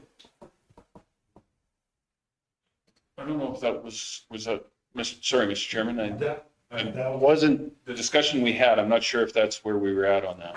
That wasn't necessarily my intent, but getting the change starting the next org meeting in a lot of ways makes sense, because Deputy Reeve would be kind of in limbo. We make this change, we can't change it until the next org meeting, so it's kind of de facto that way now. Because of the previous Because motion. Because we didn't have this in place at the org meeting, we couldn't have made an informed decision on who the deputy reeve for the coming year would be. So I think this, in a lot of ways, corrects the policy to what I think it should be, but makes it fair in the way that it will be an informed decision when we choose a deputy reeve, as opposed to just a, But it doesn't affect the rest of this council. I got a couple months and then it would become Paul's for the remainder. But then the new council would be able to make that decision. But the new council would have been able to make the decision anyways. Well, granted, I'll give you that, okay? It's not in the bylaw at that point, it would still be showing up. They would, Well, actually, our new council would have to change this bylaw before their board meeting to allow them. okay. So I think this. And the previous motion to this would also change this So too. procedurally, this would, But the previous motion, if passed next month, would also be able to fix the problem that you were talking about. If you wanted to change it and get rid of that, we could remove anybody at time. If we don't like you as deputy reeve, we walk in, you're out of deputy reeve. Can I just speak to that? I would not interpret what I proposed language to enable that. The wording based on the wording that was there already is to remove them from a committee, deputy reeve as an office. Same with the reeve, and the reeves being an annual appointment at the organizational meeting is through legislation. We can't change that. I would have to quickly look up if the deputy chief elected official can be, or if the MGA is dispositive on that or not. Either way, to move forward, I'm cool with it. Mr. Stevens? I'm comfortable giving you first reading. I know this was your call on it. Questions, concerns? Call the question, all in favor? I'll give you second reading. Call the question, all in favor? Take us to third. Counselor Gender. Call the question, all in favor? Third reading, Paul? I'll do third reading. Okay, call the question, all in favor? It's carried. So, Mr. Chairman, can I just ask, based on this last conversation, is there any direction to bring back third reading of the previous bylaw 1734 to allow the removal of a deputy chief elected official? If that is permissible, I have to do the research yet, but. I think it should be looked at. I mean, currently, I think we're in a good position, but I don't necessarily think that may be the situation always go forward. So I think we were hand tying a council to a decision that would be made at, you just never know, right? I want to get rid of Justin tomorrow. I mean, that's, you're gonna get a lot of support for that motion. But hypothetically, if there was an injury or an illness and your deputy reeve missed a substantial amount of time, would it make sense for the majority to say, we're gonna put in a substitute for the next 8 months until the That's a valid point. So we need to be able to have the tools to do it. So you're right, Justin, that is a very good point. So yes, I think we should have it as well. So bring that back next month. I'll amend it for consideration on third reading. Okay, thank you. That's your motion? No, you already know. Oh. Just ask. Okay. And Larry said it was good. I really woke up this morning and thought this morning was gonna be easy, but You want to go back to the cows now, don't you, Larry? okay, our reports. Chief Administrative Officer's Report, page 107 of our package. 145. Any questions on it? Councilor McKay? I'll move that we take it as information. I see no problem. Okay, any questions? If not, I'll call the question. All in favor? I am. That's carried. Financial reports. 12.2.1 accounts payable register, 12.2.2 bank reconciliation, 12.2.3 reserves, 12.2.4 year-to-date budget. These three are all September 30th, 24, and they would be pages 146 to 170. Questions, concerns? Councilor Jeddler? I had one earlier that I sent over to finance, it was Stone Blue, they gave me a response back that it was for herbicides.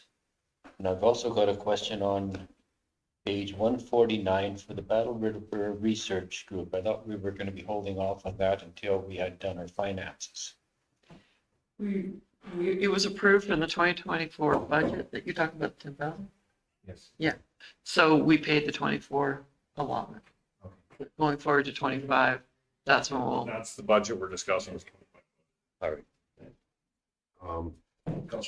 I understood something different about our debate on Battle River Research Group.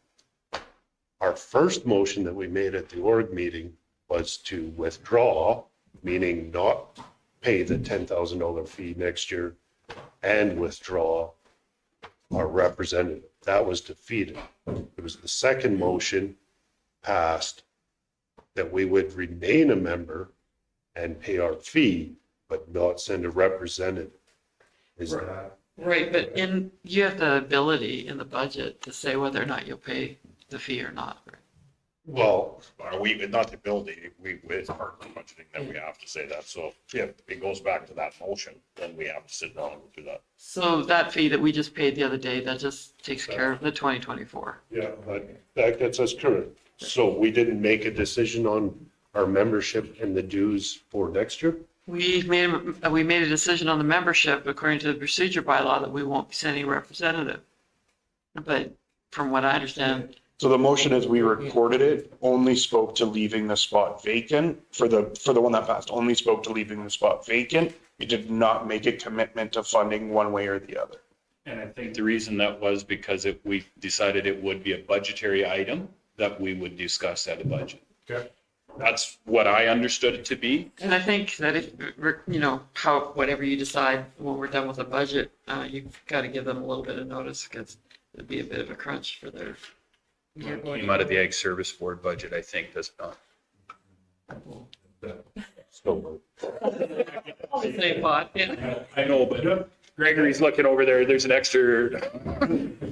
Thanks for the clarification. I misunderstood. I don't know how clear it was, but. Any other questions on the financial reports? Councilor Stillberg? I'll move to accept them as presented. All the question, all in favor? That's carried. Councilor fee sheets 171 package.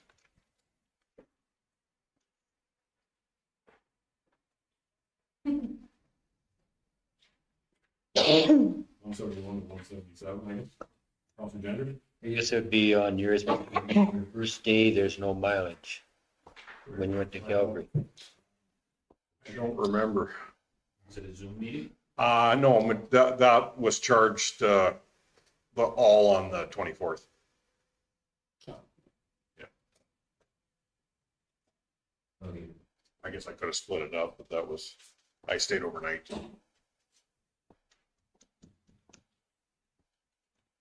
No, pardon me. It must have been the day, actually, I think we had a meeting pay period before, Ernie.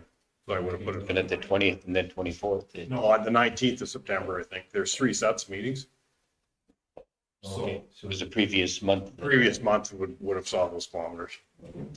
Okay. Any other questions? Councilor Stevens? Just on the topic of that mature asset, I mean, it's considerable time, money and effort going into that. But given the implications are so huge to our county, I think it is a worthwhile investment.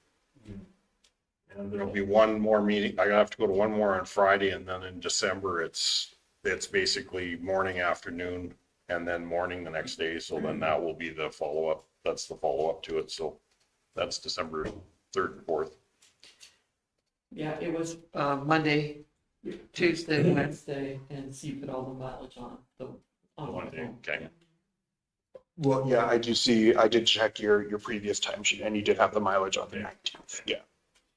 So it looks appropriate. Also, there may be, just on the Metro asset, comment on the cost. Army doesn't often do it, but I know at one of the sessions they had on some regulatory participation, and there was encouragement from some of the members to try and seek financial assistance from others when you're fighting something that's got a more wide-reaching impact. So there's always the option, again, and it hasn't always gone well when it's been asked, but there's always the option of asking for RMA to contribute to some of those costs. I do know we have RMA representative, and then there's three of us that say we're representing our counties too. So that's. Yeah, so it might fall on deaf ears for that one. It's just something to consider. Mr. Chairman, I think that's just our contribution to be part of good member municipality. I don't know, the community of members, other councillors. It's our turn to pay. Other people do it. They go to FCM and their county pays for their person to go. So I think it's probably not, as important it is to us as well. I think it's just important that you're there. So I'm not really going to look at seeking out that. So. Any other, Councilor McKay? It's not a biggie, but on Councillor Grover's pay sheet there, I don't know where Setter is, but it should have been Stettler. Sorry. I can't spell. Their office.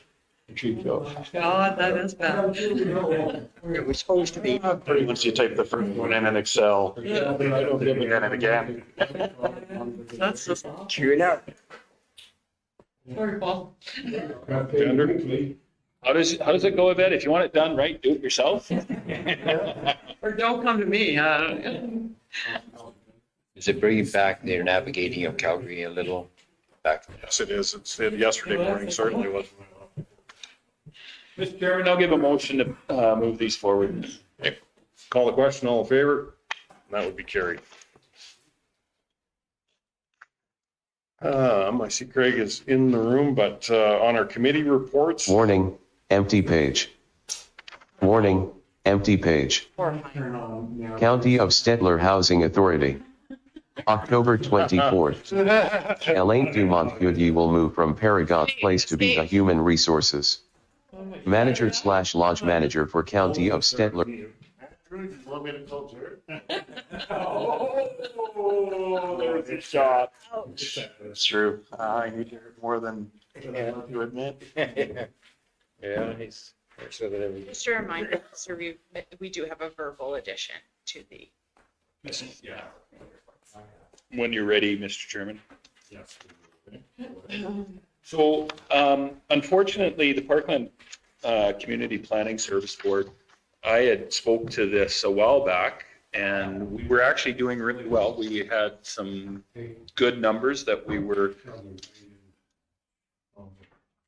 Councilor Grover just. No. Councilor Grover, we're going through a verbal right now.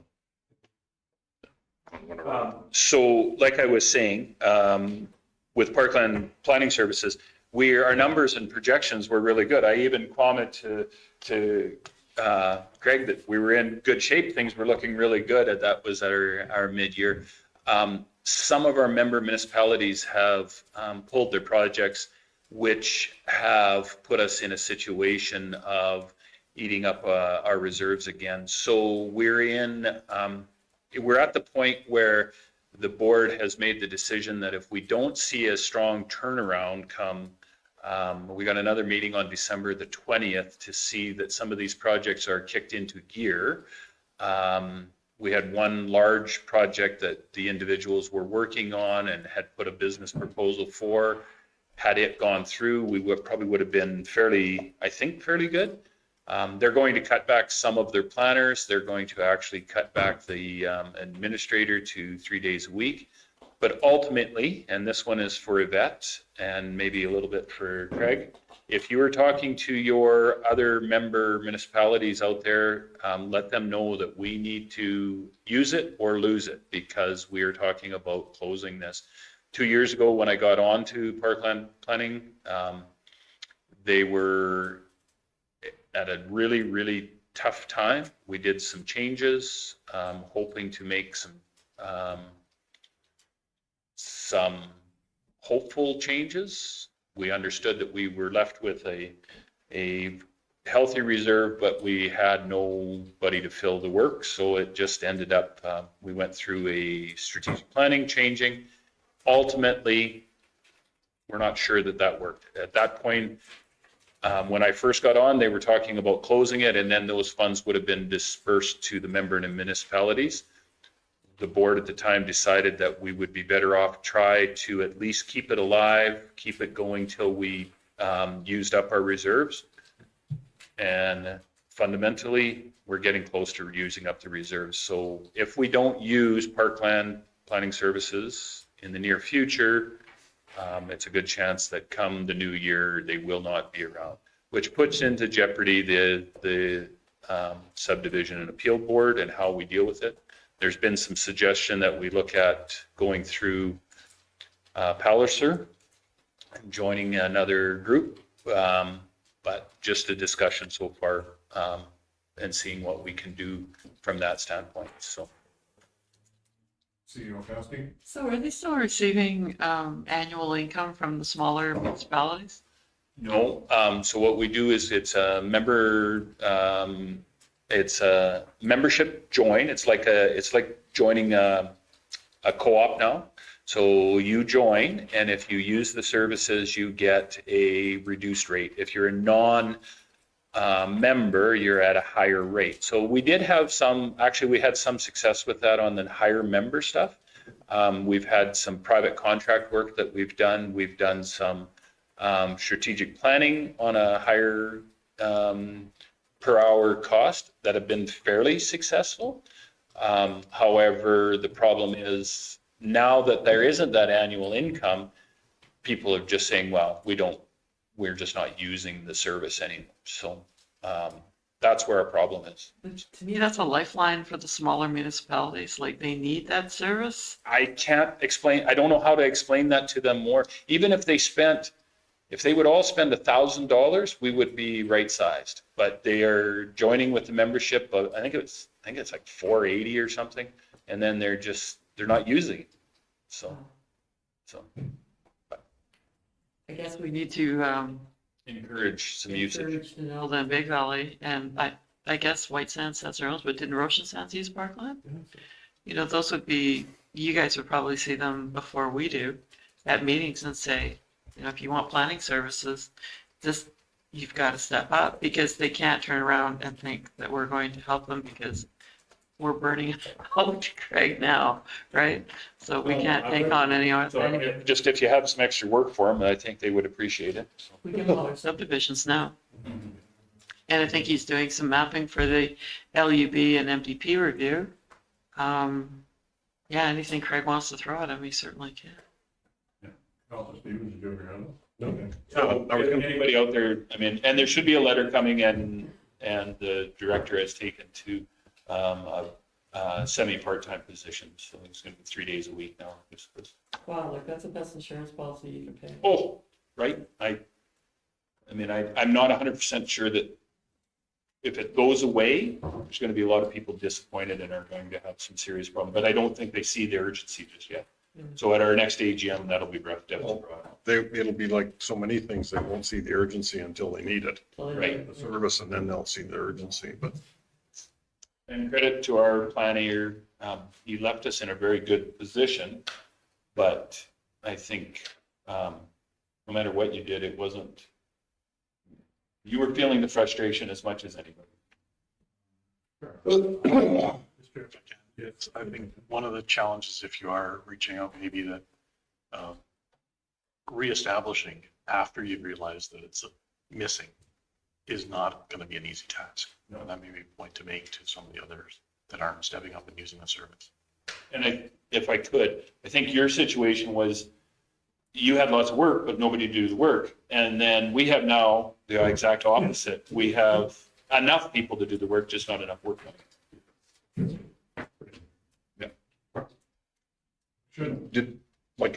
As the board, should you be sending letters out to all the participating communities? 100% that was what it was, and our director was going to be phoning the member municipalities. Just explaining that. It's like once the door's been left open and everything's got out, it's not the time to try and figure out how you're gonna handle it. Right.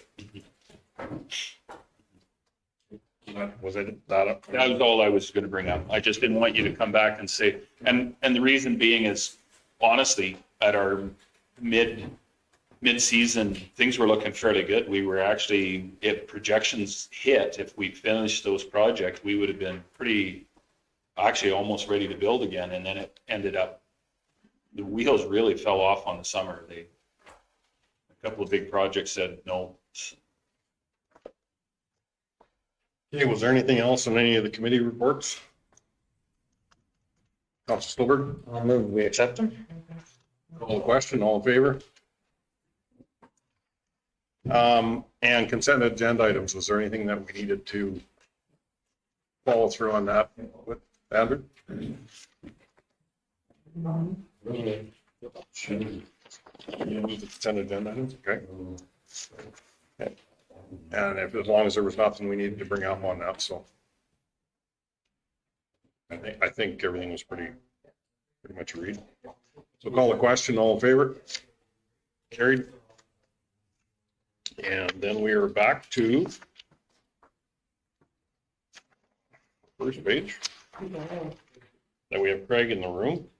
And 8.3, request for decision, Town of Stettler subdivision referral.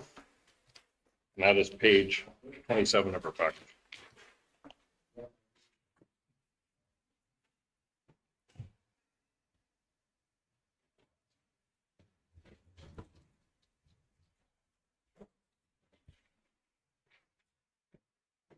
Thank you, Mr. Chairman.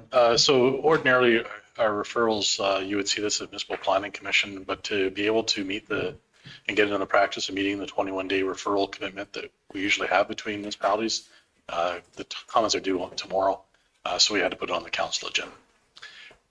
The matter before you is a subdivision referral. It's for the house and existing buildings just on the south side of Highway 12, opposite John Deere. Area was annexed from quite a while ago. It's slated to become the north portion highway industrial or highway commercial industrial, and then residential in the south 80-acre parcel, more or less, under the IDP. From a planning perspective, I don't see any concerns with the creation of a 3.5-acre parcel around that existing house and associated residential buildings. So the recommendation is that we communicate that there's no concerns from that perspective. But in my read of the IDP, it does trigger the policy that deals with maximum and minimum parcel sizes. In this case, on the town, the maximum parcel size of 1 acre for a residential parcel. And that policy does allow us, the two councils, to agree to set it aside, which I recommend we do as also part of this recommendation. In saying that, Reeve Clark, I want to point out that this is one of the items I think we should continue to advance as part of the IDP update, that this policy does neither us nor the town any good, to be honest. There are circumstances like this that come up all the time. I wouldn't consider this exceptional. It's a norm. If you've annexed an area of land that you may have a house on it, you want to convert it to an industrial or commercial residential area in an urban setting, you'll end up dealing with some different parcel sizes. Similar, if you wanted to have a manufactured home, you're not going to do that at 1 acre. And the minimum size is the restriction on us. It's a maximum size on the town. So if council agrees with recommendation number 1 in that letter, I'd also suggest that we put a little bit of material from the report indicating our thoughts on the policy, that this policy needs to be seriously reconsidered as part of the IDP update. So, Mr. Chairman, I think that's the real crutch of this, is that we have policies in place and we're not concerned about it. But it seems to be sometimes when the town talks to us, they definitely follow the policy to the letter of the law. And I think Mr. Teal has said it, that this really isn't something that is a major concern to us. but yet when it seems to be on the flip side, it doesn't always, it seems to be a very big concern to them, because if it's not exactly to the letter of the law, we can't do it. So I think this is in the letter. I like what you're saying, but I think we almost need to highlight it or somehow really expand on the fact that, you know, this is outside the rules, but we're okay with it.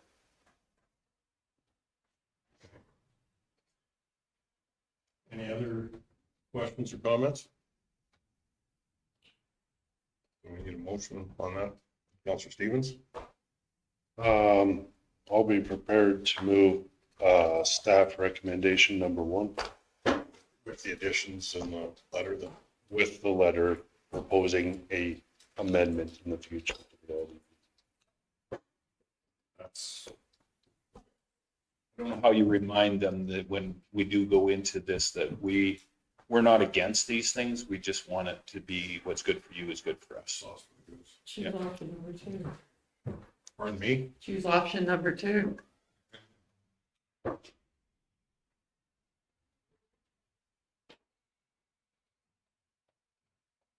That certainly would speed that going. This is the second one in 30 days, right? What do you think the reception would be if it was us on the other side? That's kind of where I'm at on this, Yvette, is that I'm trying to find a middle ground from you two.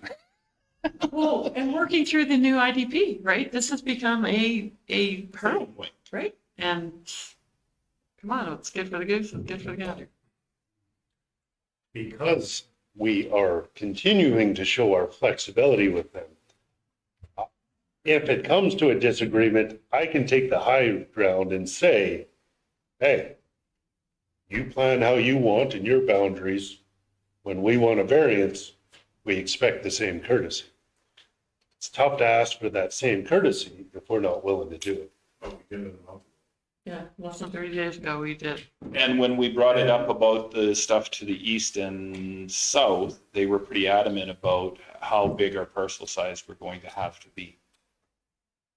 They were very adamant about that. They were, and that was, they claimed, because we wanted to change the parcel size to that a little bit and just say, listen, we wanted a little bit more flexibility on parcel size, and they said no. But yet they want flexibility of parcel size within inside their boundary. So I'm not opposed to this, but I think we need to bring up that conversation with them again and say, wait a minute, you guys want it, but you're not willing to give it to us. And hopefully they're listening to this conversation at the other end. There. Okay, well, we do have a motion on the table.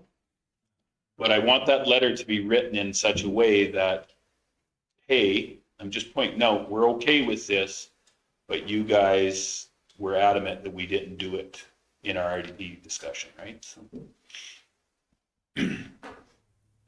So if this motion passes, that letter would be written. That would be correct, yes. Okay. Ultimately, this does not mean anything to us, this 3.5 acres, but the rule says that they can't have it. When we asked for it south of town, they said the rule says you can't have it and you can't have it. Yes, I fully remember that quite well. Yeah. I would consider myself a hypocrite. Agreed. We're in a tough position, Mr. If we're going to follow rules just because they happen to be there without any rhyme or reason, I would not be in this position if I believed in that mentality. But it should be pointed out that we are not hypocritical in this situation. Councilor Jenner. When in the future is this better gonna get just make a paper airplane out of it? You do get tired of taking the high ground, isn't it? So. Get the general gist if the motion passes, yes. Pardon me? I get the general gist for the letter if the motion passes. You want help, Rick? Okay, well, we'll call the question. That was number 1 with the letter in place. All in favor? Carried.